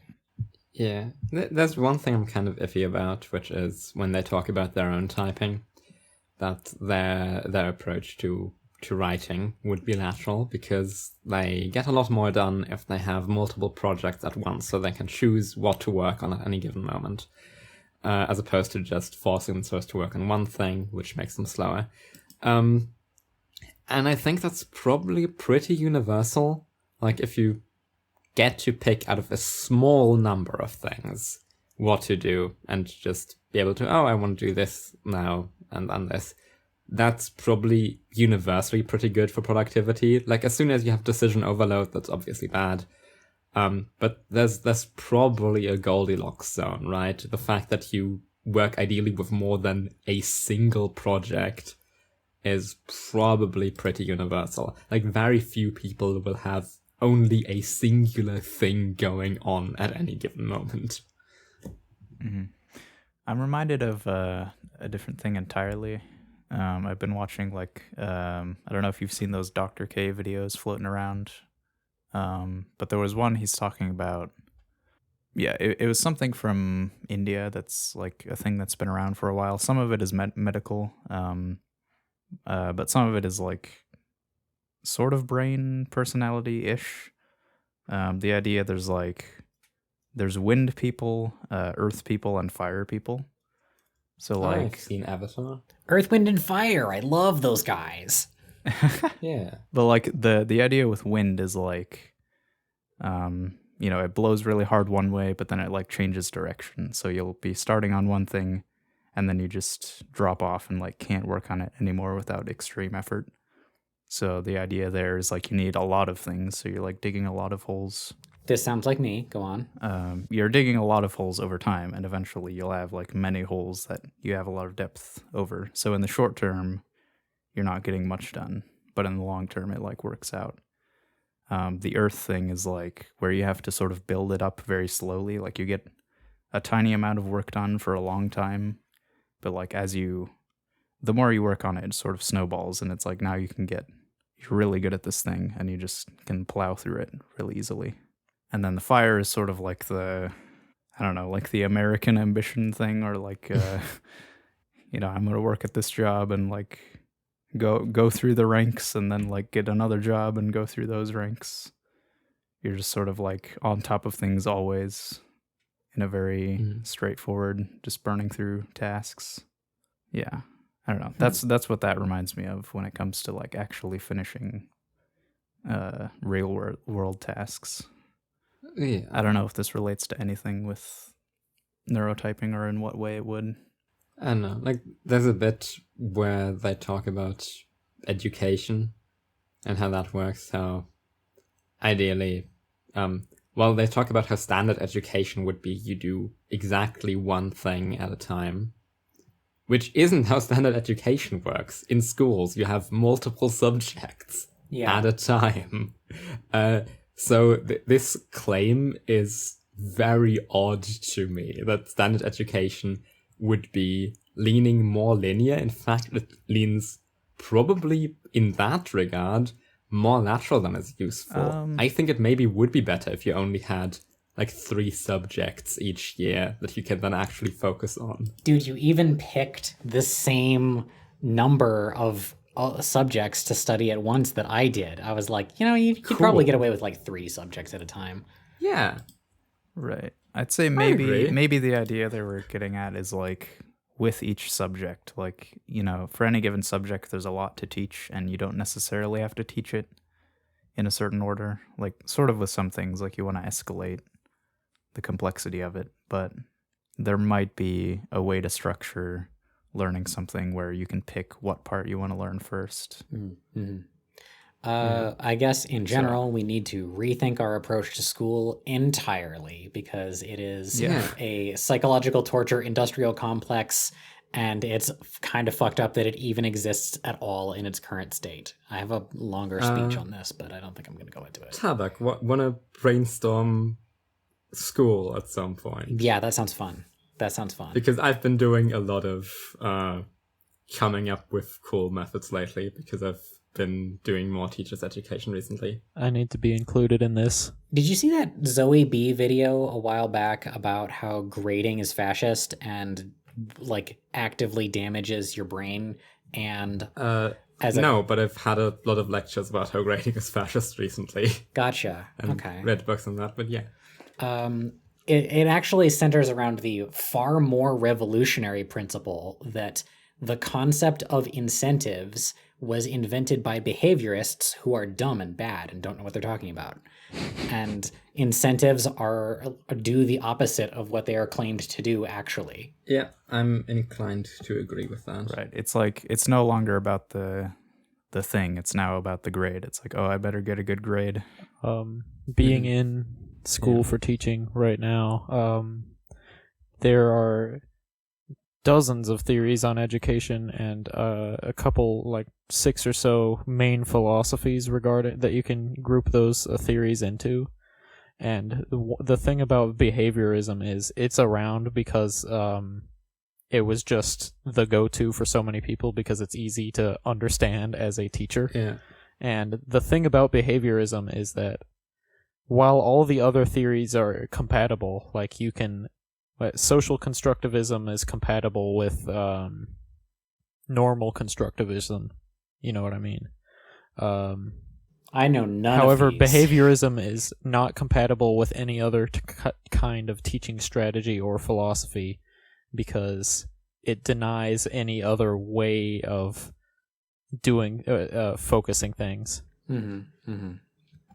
The wild thing to me is, and I've mainly looked at German-speaking academia, because obviously I'm in Germany, but it seems that here the broad consensus amongst like didactics scholars is that grades are bad. Yeah. So it's just incredibly difficult to get through to the decision-making people who, for the most part, are not educated in education, which is maybe they should be. Yeah.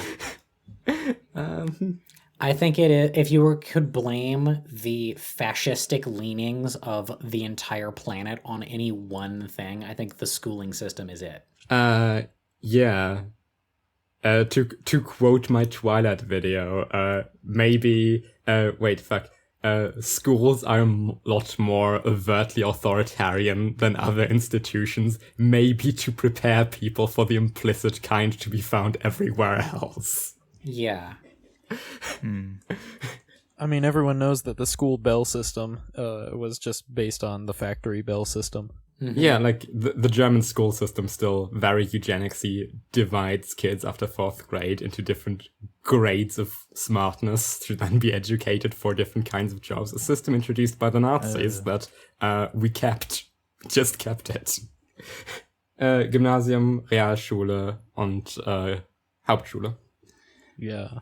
You're at the mercy of arbitrary people with inane rules being made to do tricks while being told that it'll matter, as every aspect of your life is firmly controlled against your will and under threat. The fact that even a single person has escaped with a shred of sanity intact is a testament to human durability. Fuck school. Oh yeah, all the things we're saying about school right now, you will be able to have that same conversation with any conservative American, except that they will just say that that's communism. You know, it's just someone telling you what to do and not how to learn. You know, that's just communism. Yeah, it's a thing universally agreed upon to be bad. People will just short circuit and be like, well, there's no alternative. Mm-hmm. It is literally like the way that it all works is by preventing you from imagining alternatives. Yeah. That's their whole gimmick. The alternative is going to Elon Musk school. Well, that's the alternative they feed you. The real alternative is killing Elon Musk. Well, that won't fix the school system, but I'm sure it'll do something. Disavow. All right. So, in conclusion, this is a good post. Do we want to go on and have Urcoy explain the next post? Yeah, Urcoy, can you explain it? Zam, let's see. Justify yourself. Urcoy, you have a Okay. chance to re-explain this to me so I understand it. Okay, yeah. So basically the way I see, I guess, typology in general, but sort of neurotyping is that it's like there's actually not much to it at all. It's like a very simple, like bare bones mechanics. And then everything on top of that is sort of like the meat on the bones. Mm-hmm. That's like, it can help you, but not necessarily is the thing. And then I think even like really early on with like the Devu, for example, like being typed as like human calculator by some people and then new type by Trixie originally. Like, I agree more with the Trixie read, but yeah. yeah, so basically that tells me like there are, you know, there are things we associate with the different types, like different approaches to doing stuff. Like, you know, doing math is like kind of locks you into supposedly like a lexical type thing. Or being analytical seems, you know, generally seems like it's more lexical and maybe more lateral. And I think I sort of like call this like brain feel almost, like when you're sort of going into different modes, it feels like you're doing something else or like changing the way that your brain works when you're really just accessing different things you can do.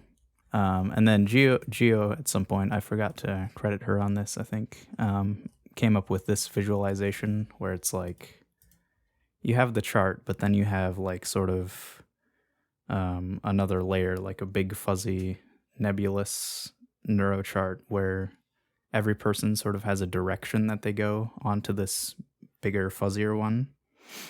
So like, I don't know, my approach to cognition, to me at least, seems like technician-ish. So my arrow would be like from where my spot is on the chart and then sort of toward this bigger like technician fuzz area. See, this is how I completely misinterpreted the chart when I left the comment, so let me read the exchange out for everyone. Yeah, I got confused. So I go and look at the chart. I see it as like, I see the kind of arrows moving in directions, and I'm like, oh yeah. And I think of that for a minute, and then I think there's some significance to how many of them overlap with Overseer, because I think that these are prescriptive arrows. Oh, I see. So I see this, and I think, oh, I guess Overseer is just Atlanta, and everyone has to pass through it. And it sucks, but yeah, I think I was trying to put the arrows in like as randomly as possible, but I think I accidentally made it too neat looking. A bit too tidy. So this ties neatly back into the behaviorists were wrong and dumb. Yeah. Because there's both behaviors and like intrinsic motivation. Yeah. Mm-hmm. And this also sort of highlights the difference between sort of the approach of like mind axes versus at least what I'm trying to do. I don't know about other people. It seems like, at least with like Tarbuck maybe, we're like trying to get at some kind of a core that doesn't move, at least for the most part. Yeah. But yeah. Yes, that is very good as a summation of what I'm doing. I'm trying to get at like at like the center of it. I want the gooey center. Well, I was thinking the hard center with the bones. Well, I guess there's the marrow inside. Yes, inside The that hard neuro- center is a gooey center. The neuro marrow. And inside that center, gooey center, I have cancer. In the great words of Eden.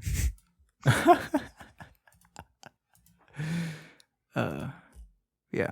This is like pretty simple. So just basically, you can look like another type or have an approach that would be ascribed to another type, but that doesn't determine necessarily what your actual type is. Like, I guess people don't think enough about like the way thoughts initially hit your brain, like in the tiny split second.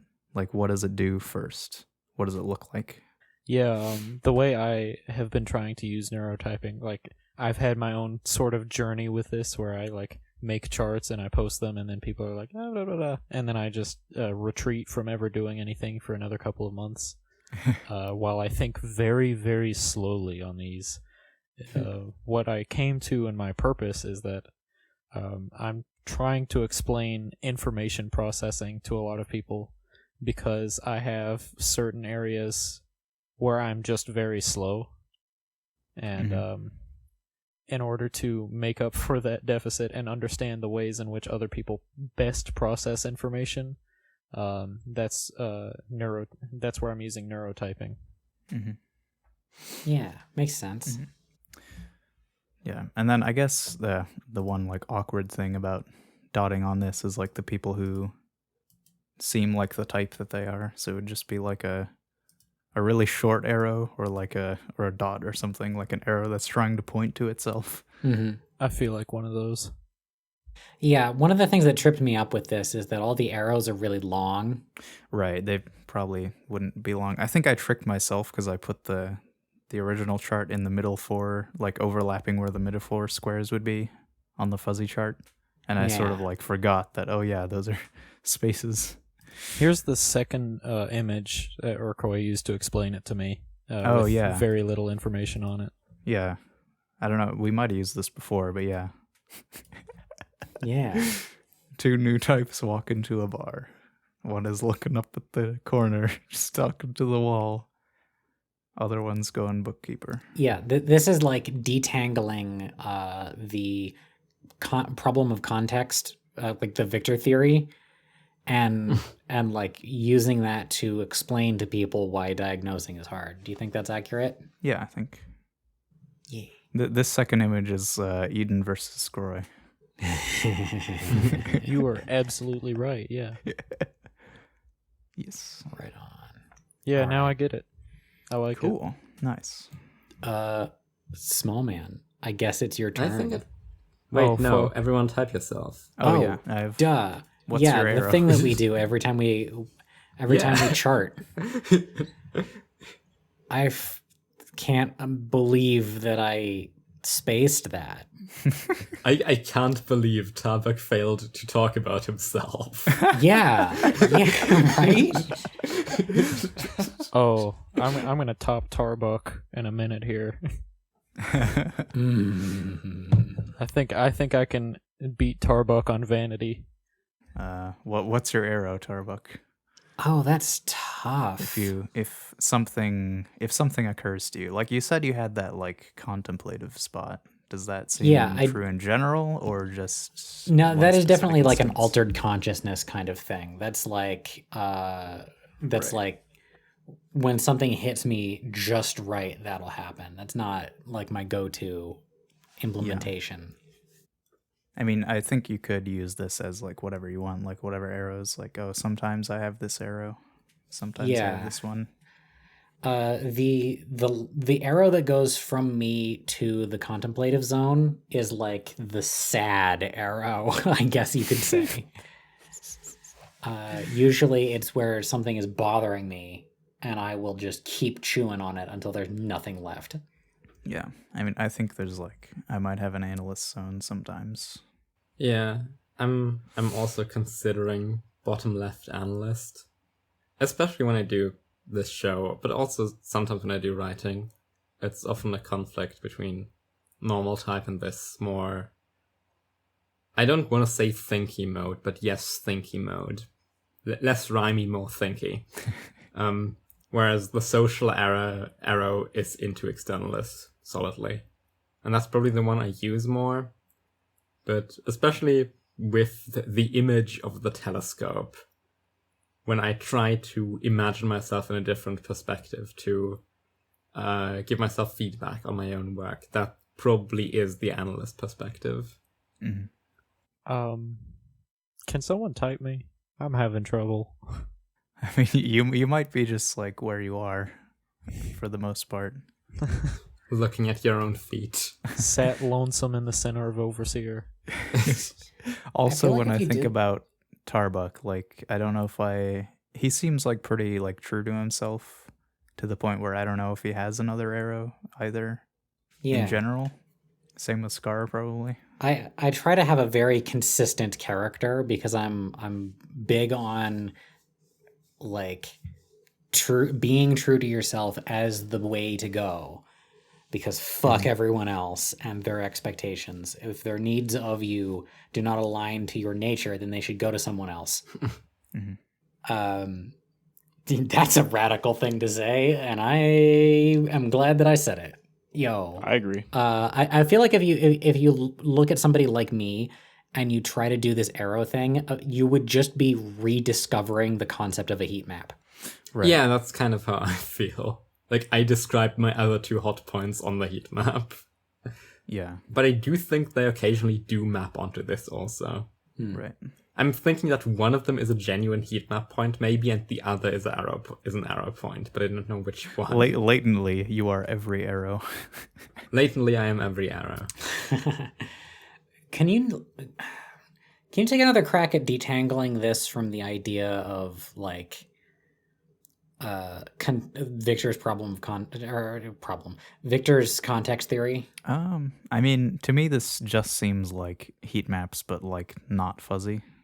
Like not Gotcha. trying to draw like weird, arbitrary blobs. Like it's just like, okay, I know that in this situation, or maybe in general to life, I'm sort of like this, and that like I'd put it like in that spot somewhere. Gotcha. And there might be different situations. So in that case, it's more like the Tarbuck slide. Sure, yeah. I always forget what the Tarbuck slide is. I just remember the name. Successful marketing. When Sort a of. block moves, the four corners block, it gets reduced to like a local. Yeah, that. The Tarbuck slide is when your dad falls off the roof putting up the Christmas tree at Christmas lights because you've covered it in Vaseline overnight.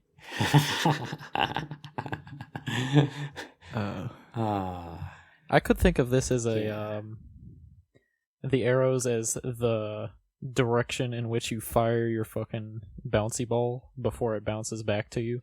That could work. Yeah, that's a good. That's way to put actually a good visual. In that case, it's definitely the analyst one. Yeah. Because the externalist one is more space that I occupy, whereas this is I bounce back and forth space. Yeah, I guess the arrow does imply sort of a more active Yeah, it's thing. like, analyst specifically, I cast my mind out to this space to then look back at where I started from, We're going reevaluate, and then move back and repeat. going neurofishing.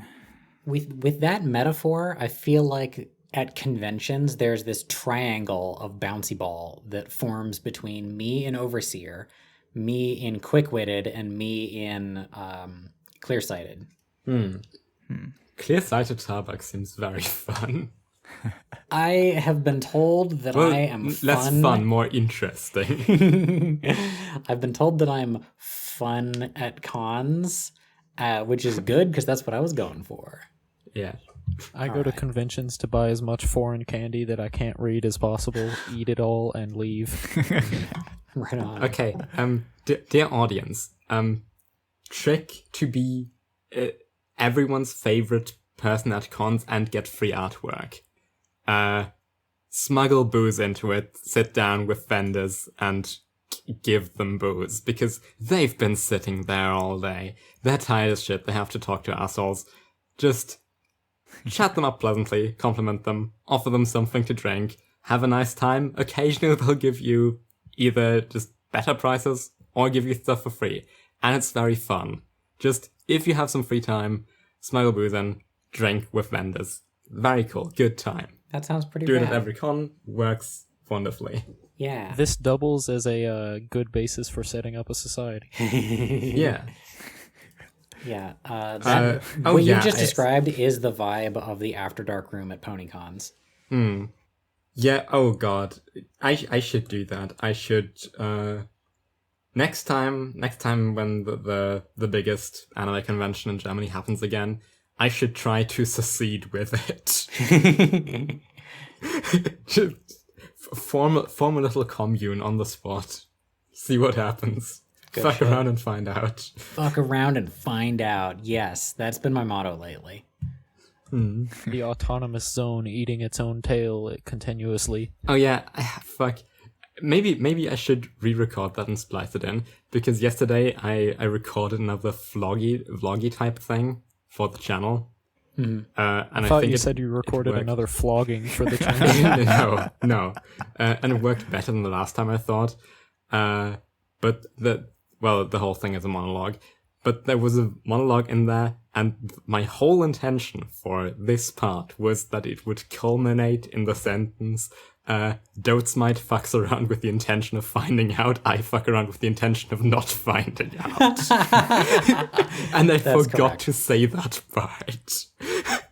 So maybe I'll just splice it in retrospect. That is correct. Yeah. All right, can we move on to my post? I'm getting real sweaty. Oh, sorry. Sorry. Sweetie and Antsy. Small man button lead speak. Analysis equals navigation, question mark. Oh yeah, I tried to make I was like, maybe people will click on it if I actually just do clickbait shit, and then I forgot to put and then I didn't put a thumbnail in the image. Wait. Analysis equals navigation? I died in Minecraft? In real life? Among Us at the payphone at 3 a.m. So the chart is organized along the rows here. In the top row, the most lateral row, you've got universal. All previous information is related. In my row, which is slightly lateral, you have multi-lens. Several perspectives are applied, like lenses. In the next row down, you have general. Ideas are mapped out in relation to each other. And then in the derp row, you have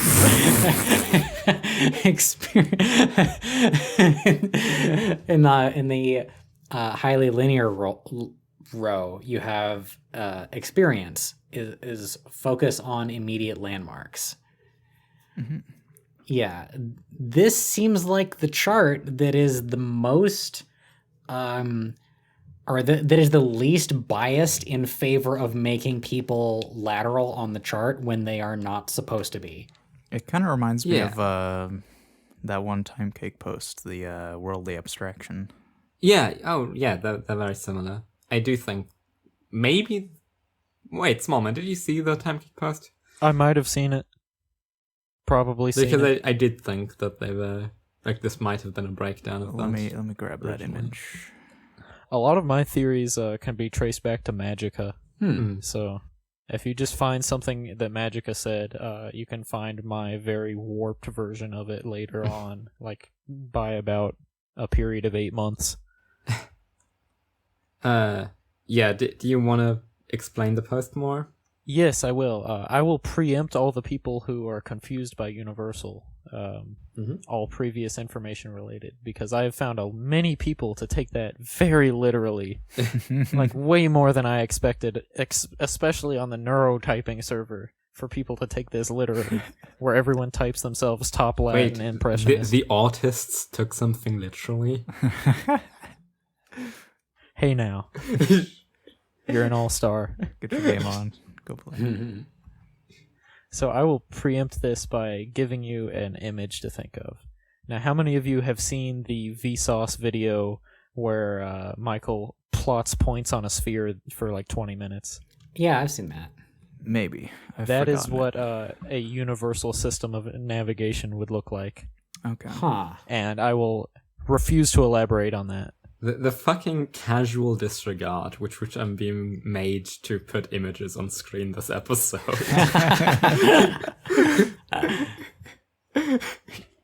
Just get Dragon on next time.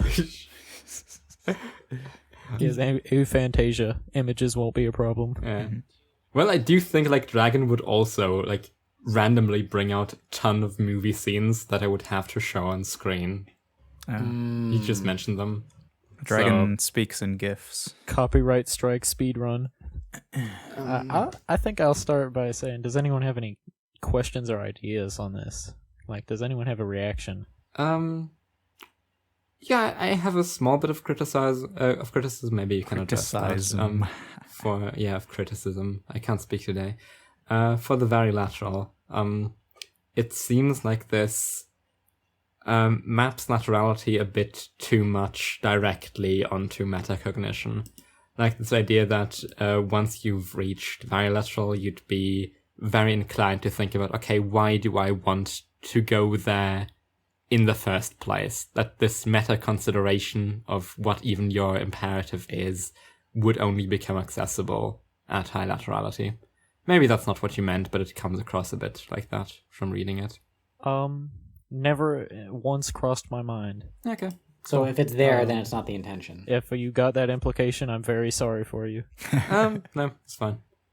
In responding to that, I would say that the universality, the whole navigation metaphor was just like, haha, I'm going to put a metaphor to this for people who just want more to read. Oh yeah, I do like the metaphor a lot. I'll get into that later. Yeah.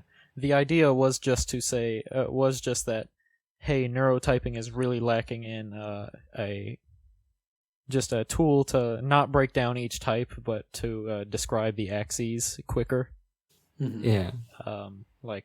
I feel I made this so people could see it, so I could show it to people, and they'd be like, "Oh yeah, I think I'm closer to this row than this row." Yeah. All of my theories are also based on the fact that I hate the literature on overseers. I want to make something where you can just take the general chart and apply it to overseer without stereotypes. Yeah.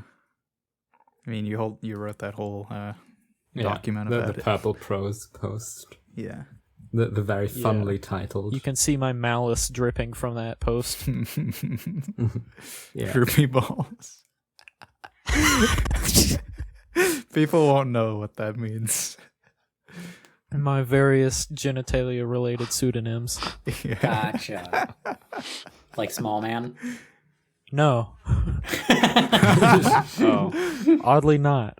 In 8th grade, I created a zip bomb to send to my racist keyboarding teacher. Mm-hmm. And I was thinking of the little boy and the fat man dropped on Nagasaki and Hiroshima, and I was just abstracted it to small man. And I sent him a 200 gigabyte zip bomb over the email, and he was like, and I heard him say, "Hey, what is this, small man?" And he crashed his computer, and I played games the rest of the class. Excellent. The most badass zip bomb that I've ever seen it is like 2 kilobytes, and it unzips to be 30 exabytes. Holy shit. I've heard of exabytes. I don't even know what level that's at. Oh yeah, within the zip bomb, there were hundreds of images of Spurto, which... Let me see if I can pull that out real quick. I hate this. I think it was an empty zip bomb where it just makes folders in folders until all like 30 exabytes are filled.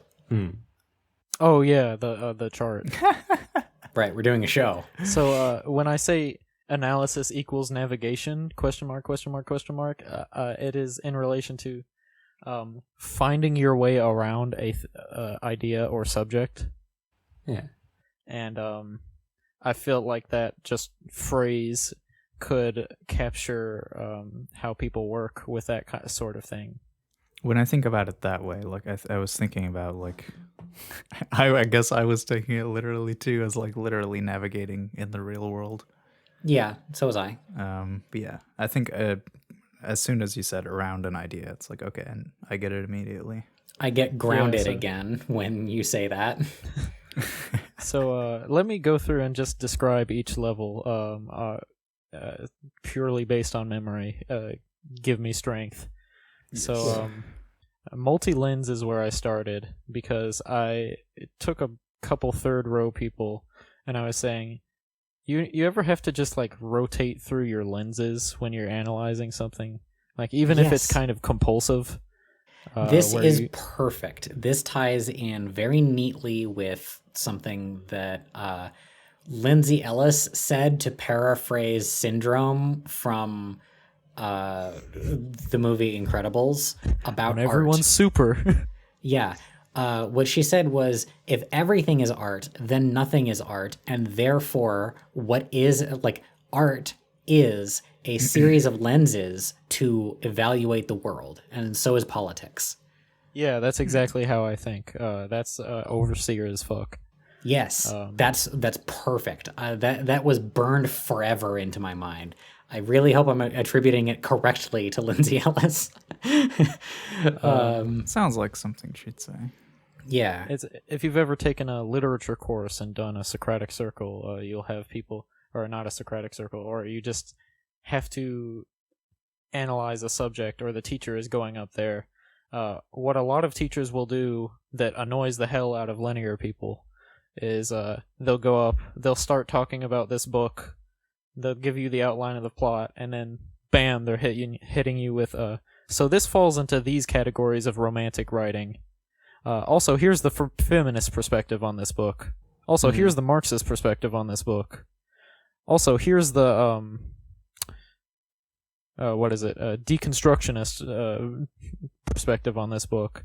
Just to like hit you with just to give you a taster of the different values you can get from one work. And as a way of navigation, I find that people on the third row, they like, or they don't, maybe not like to, but go through this as their first instinct when it comes to figuring out something. Yeah, that definitely seems relatable. Now, the sister category, general, is the bloblerized version of this, where rather than having a bag full of lenses that you try on to get a clearer image or different images that stack up well, you have someone who just puts everything out on the table and just eyeballs it. Yeah. So I have a very not very articulate way of saying that unless I go through and read my post, which I don't want to because my eyes aren't working. gotcha. Your lenses aren't working. My lenses aren't working. But the way I thought of the way I conceived of general is just through I was thinking about political compass. So like, if you see politics through a bunch of different lenses, then the step down in laterality from that would just be moving politics onto a fucking table where you can pick out where you stand. So does that mean Well- neurotyping is that row? see, I don't want to say that it is literally graphical or like 2D graphs is how I'm these just kind people of think. joking. But I'm very glad no one said that until now. Because the entire time I brought this up to people, no one took that example and thought, "Hey, is he calling neurotyping second row?"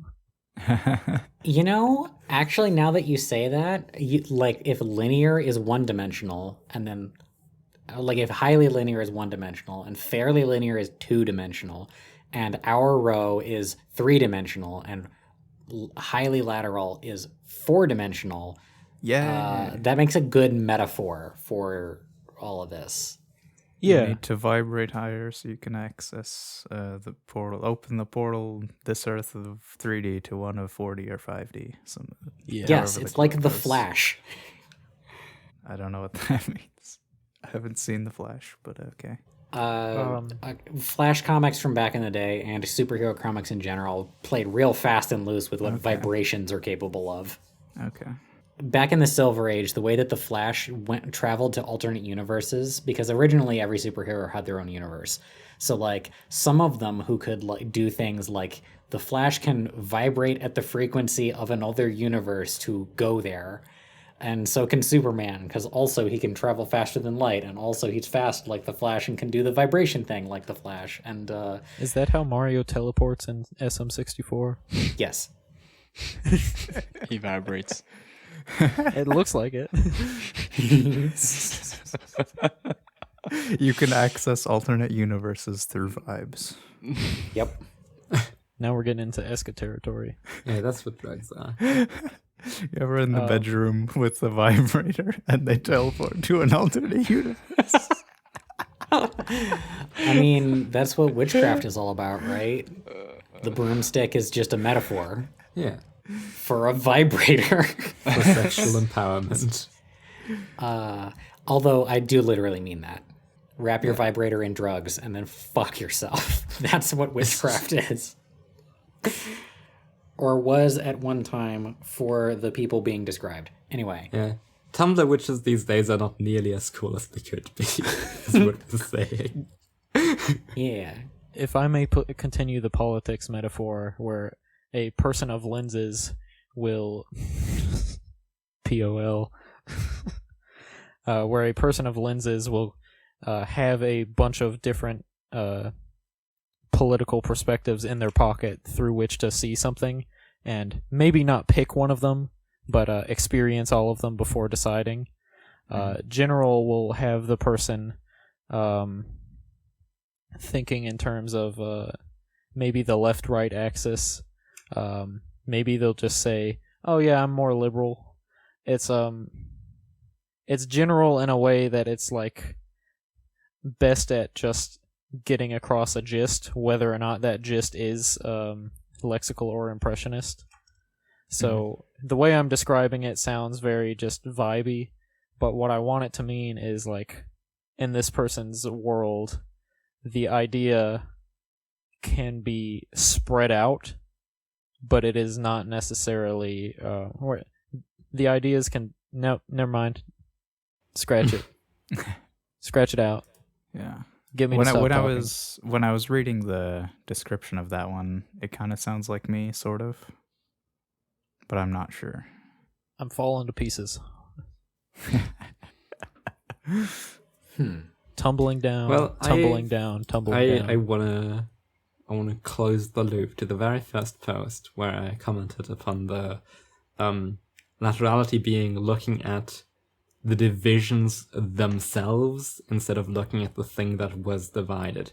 Because here it also seems that from linear to lateral, you have ever more of a focus on the way and less on the goal, which the way is the division between the start and the goal. Yeah. So you have ever more meta-analysis of the way you're even getting there. And that's nice. I feel like I've acquired a new way of looking at laterality. Mm-hmm. So while I feel like this makes me feel like I'm in the middle two rows, most of the time I'm in row 3 where, I placed myself, but like I jive a lot with your description of the fairly linear as well.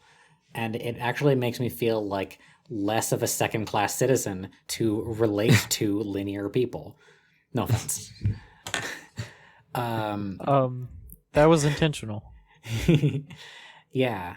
That was what I wanted out of this. This is one of the only good charts that talks about linearity.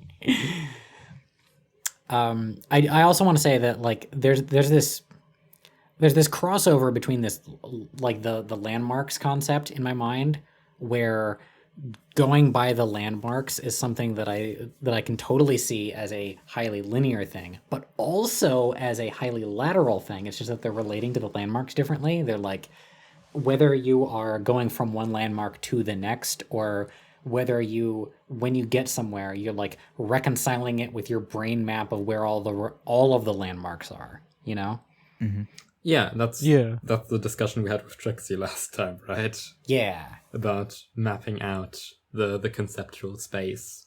With the linear between person, things. it's like, here's the thing we're talking about.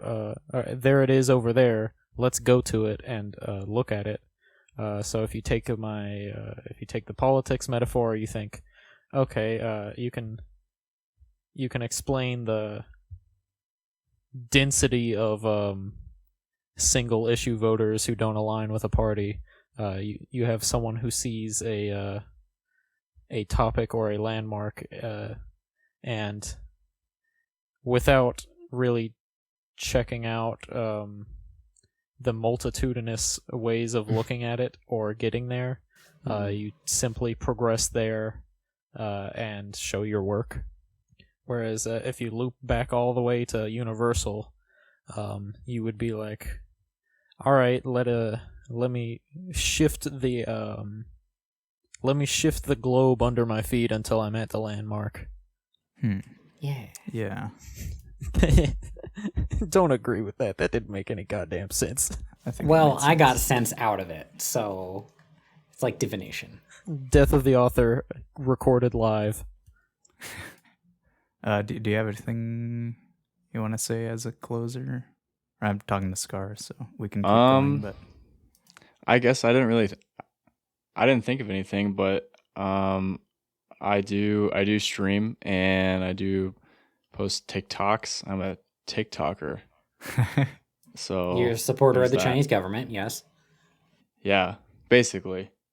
But yeah, I guess, yeah, thanks for having me. I would actually like to do another like neurotyping test, because the last time I did it was a long time ago and a lot has happened since then. The tests, I mean, the tests, there were only like 2 or 3 of them and none of them really work. So I'd say like charts and stuff are better. Oh yeah. I guess you guys have probably moved that direction, but yeah.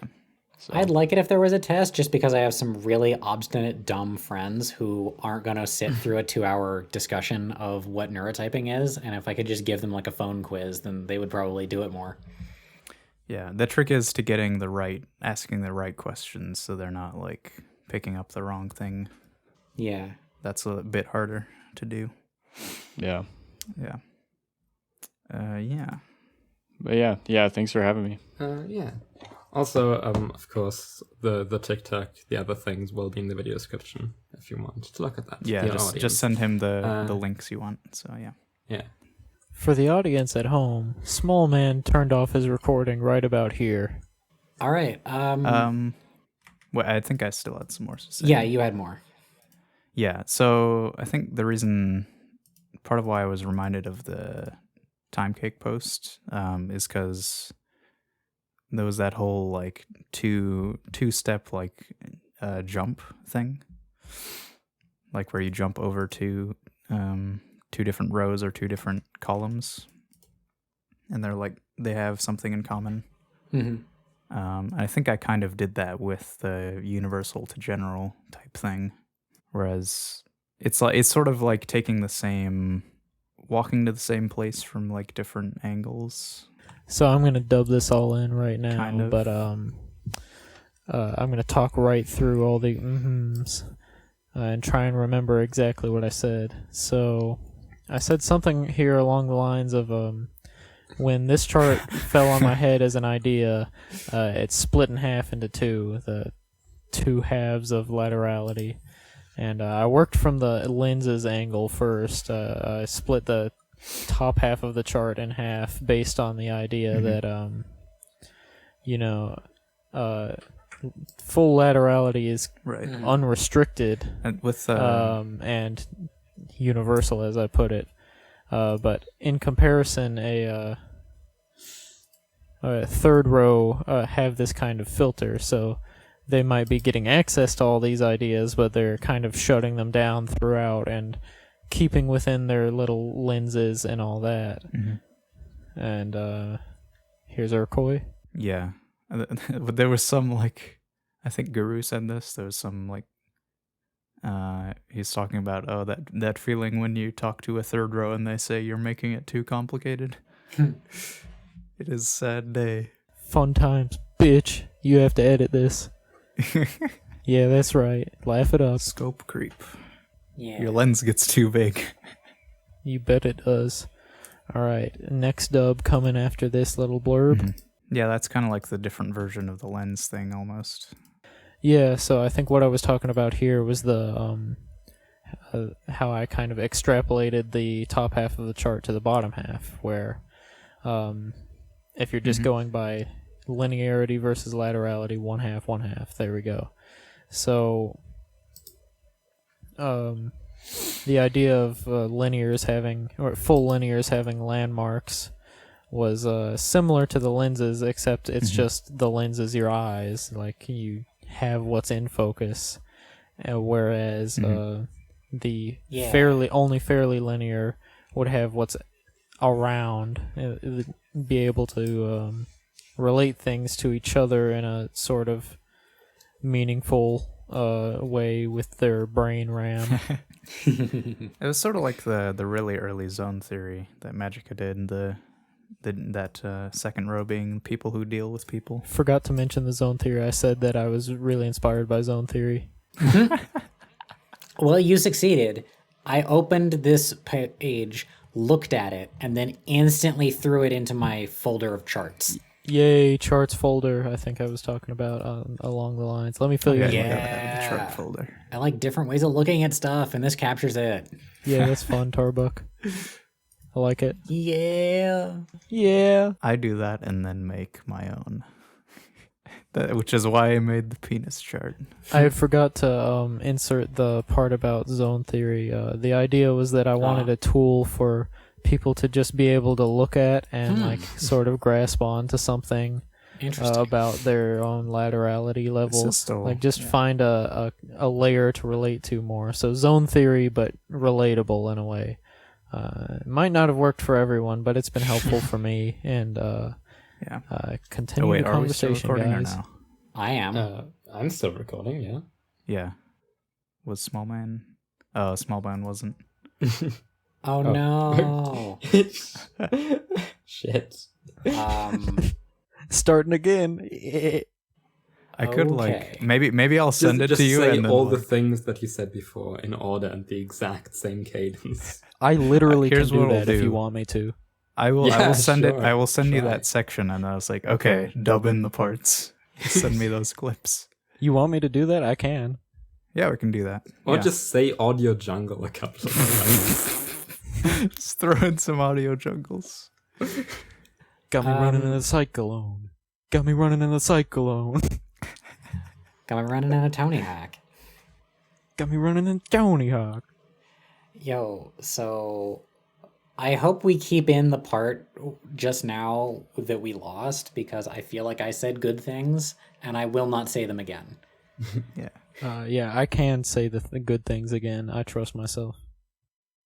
Does anyone want to give me a spark of inspiration for my eventual columns chart, which I've been planning for like 6 months now? Ooh. I've got nothing, actually. It's same thing but vertical. same thing but vertical. Maybe I could just send you whatever stuff I might have. Maybe there's something you'll see and be like, oh yeah, that. I'm sure I could come up with something at a different time, but not right now. Yeah. I'd be free to discuss it. There's some stuff from Hennels that I might know about. I'm kind of burnt now. Like, Yeah, same. I'm spent. I got nothing else. I'm getting my second win. This is the only chart I have done involving columns. You'll probably get to it later, though. That reminds me of the asshole chart. There's like a really dense section on the Neurotyping Reddit where I posted like 4 theories in a row. This is the updated asshole chart. I enjoy that. Changed edgy to bitchy as it should be. Yeah. All right. Well, I have to go to the bathroom for a bit. I think that's it, right? Okay. Yep. In that case, plug your shit. Sync claps again. Lol. No, plug things. Plug things. Oh, I can plug a lot of things. And by that, I mean just one. If you know what I mean. Oh, I literally can plug one thing. I do have a thing. Cool. Kleinmon on Bandcamp. I make noise occasionally. I gotta check that out still. Be funny if I recommended my Instagram on this podcast, because it has nothing to do with I've done that. I love Yeah, your Instagram. You can do that. Thank you. You take the pictures I wanted to take in 10th grade. See a need, fill a need. Yeah, I think that's the only presence I have on the internet, except for a shitposting YouTube channel, which is just Small Man on YouTube. And now this episode. Yes. Yeah, we will link this episode in the video description. You should check out, I if you like that liked a this lot. episode, you should check out this episode. Can I just plug a single image of myself that someone hosts on Imgur? Sure. I think that'll help. Yeah. So I have the usual stuff, the music, thine Instagram. I also made, since Starbuck left, this was like in October, I made a video. It's like a short, not exactly a video essay, but it's something. I don't know what to call it. Yeah, Cool. check that Yeah. out. It's literally less than 2 minutes, so you have no excuse. J'approve. I've been Oro. I still have a website that hasn't stopped being a thing that is the case.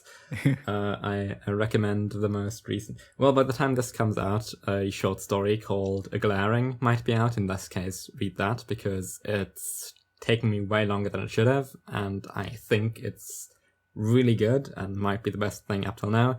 But if that's not out yet, kill me, find me in the street, shoot me in the head for not having made that yet. But if you are unable to do that, then read Screen Dive, which is the most recent article in the style of the articles that I wrote for the DCRS.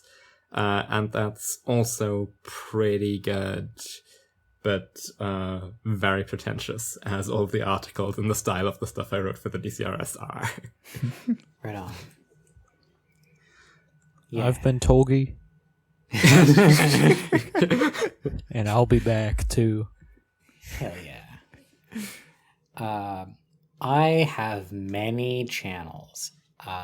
There's my Tarbuck Transom channel, which is where I do like instructional content, particularly like woodworking, and occasionally I have like a little thinky time where I give people my thoughts on something.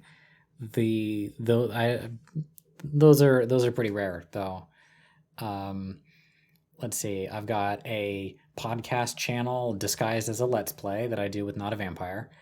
That is just Digibros, but me instead. Yeah. What's the timeline for the next episode? Well, I just finished a desk, so I think I'm going to make an episode pretty soon. We recorded one. It just needs like, so I have this thing where I want to put like relevant images and jokes and stuff on screen while we're talking, and that's like not wanting to do that is why the episodes take so long to come out. Like I don't want to go through the editing process. This is also why there hasn't been a new episode of the Ubermensch podcast, even though I recorded the second episode a month after the first one, or like 2 weeks or so. And I just haven't been sitting on it for over a year now. Well, if it helps, I'm of the firm opinion that people who look at the visuals of podcasts are sociopaths. And just why? That's so much time of just staring at nothing. You can easily do visual tasks while listening to a podcast. Well, why would you be looking at the screen? Presumably because you want to watch me play Hyrule Warriors. Okay, gamer with an asterisk. Asterisk mer. Yeah. Yeah. Let's see. I also have a channel called Taste Test where we try weird foods. You can look forward to an episode with Beatrice on it. Oh, cool. Yeah. Right, yeah, you talked about that. Yeah, we did, not Monster, Venom. We did Venom. It's an energy drink. Venom. Yep. I've been dying to try Venom, but I do not want to, like, poison myself. Venom is the one to try. You should try Venom. I demand it. Let's see. Do I have any other channels? Drink Venom. Venom. Bottoms up, and the arch plays. Correct. Let's see. The other. This episode has been sponsored by Venom. Killing large animals, unreasonably large animals. Ever since frogs. Should I try to actually send this in to the business email? Be like, hey, you wanna give us money? I don't know if they would. Oh, surely not. Oh yeah, I also run the channel 21st Century Digital Archive, where all of Beatrice the Golden Witch's old videos as Digibro are gonna be, or kind of are. There's like a whole sorting clusterfuck with like getting them out of the archive and onto the YouTube. It's a mess. Mm-hmm. Yeah. It's a lot. It's a lot. All right. That does it for me and plugs. Oh, also follow me on Twitter. It's mostly politics, but follow me on Twitter. How's that for multi-lens? Yeah. So many lenses. I'm Small Man, and you can find me on the Neurocord. I will not respond to you on Reddit.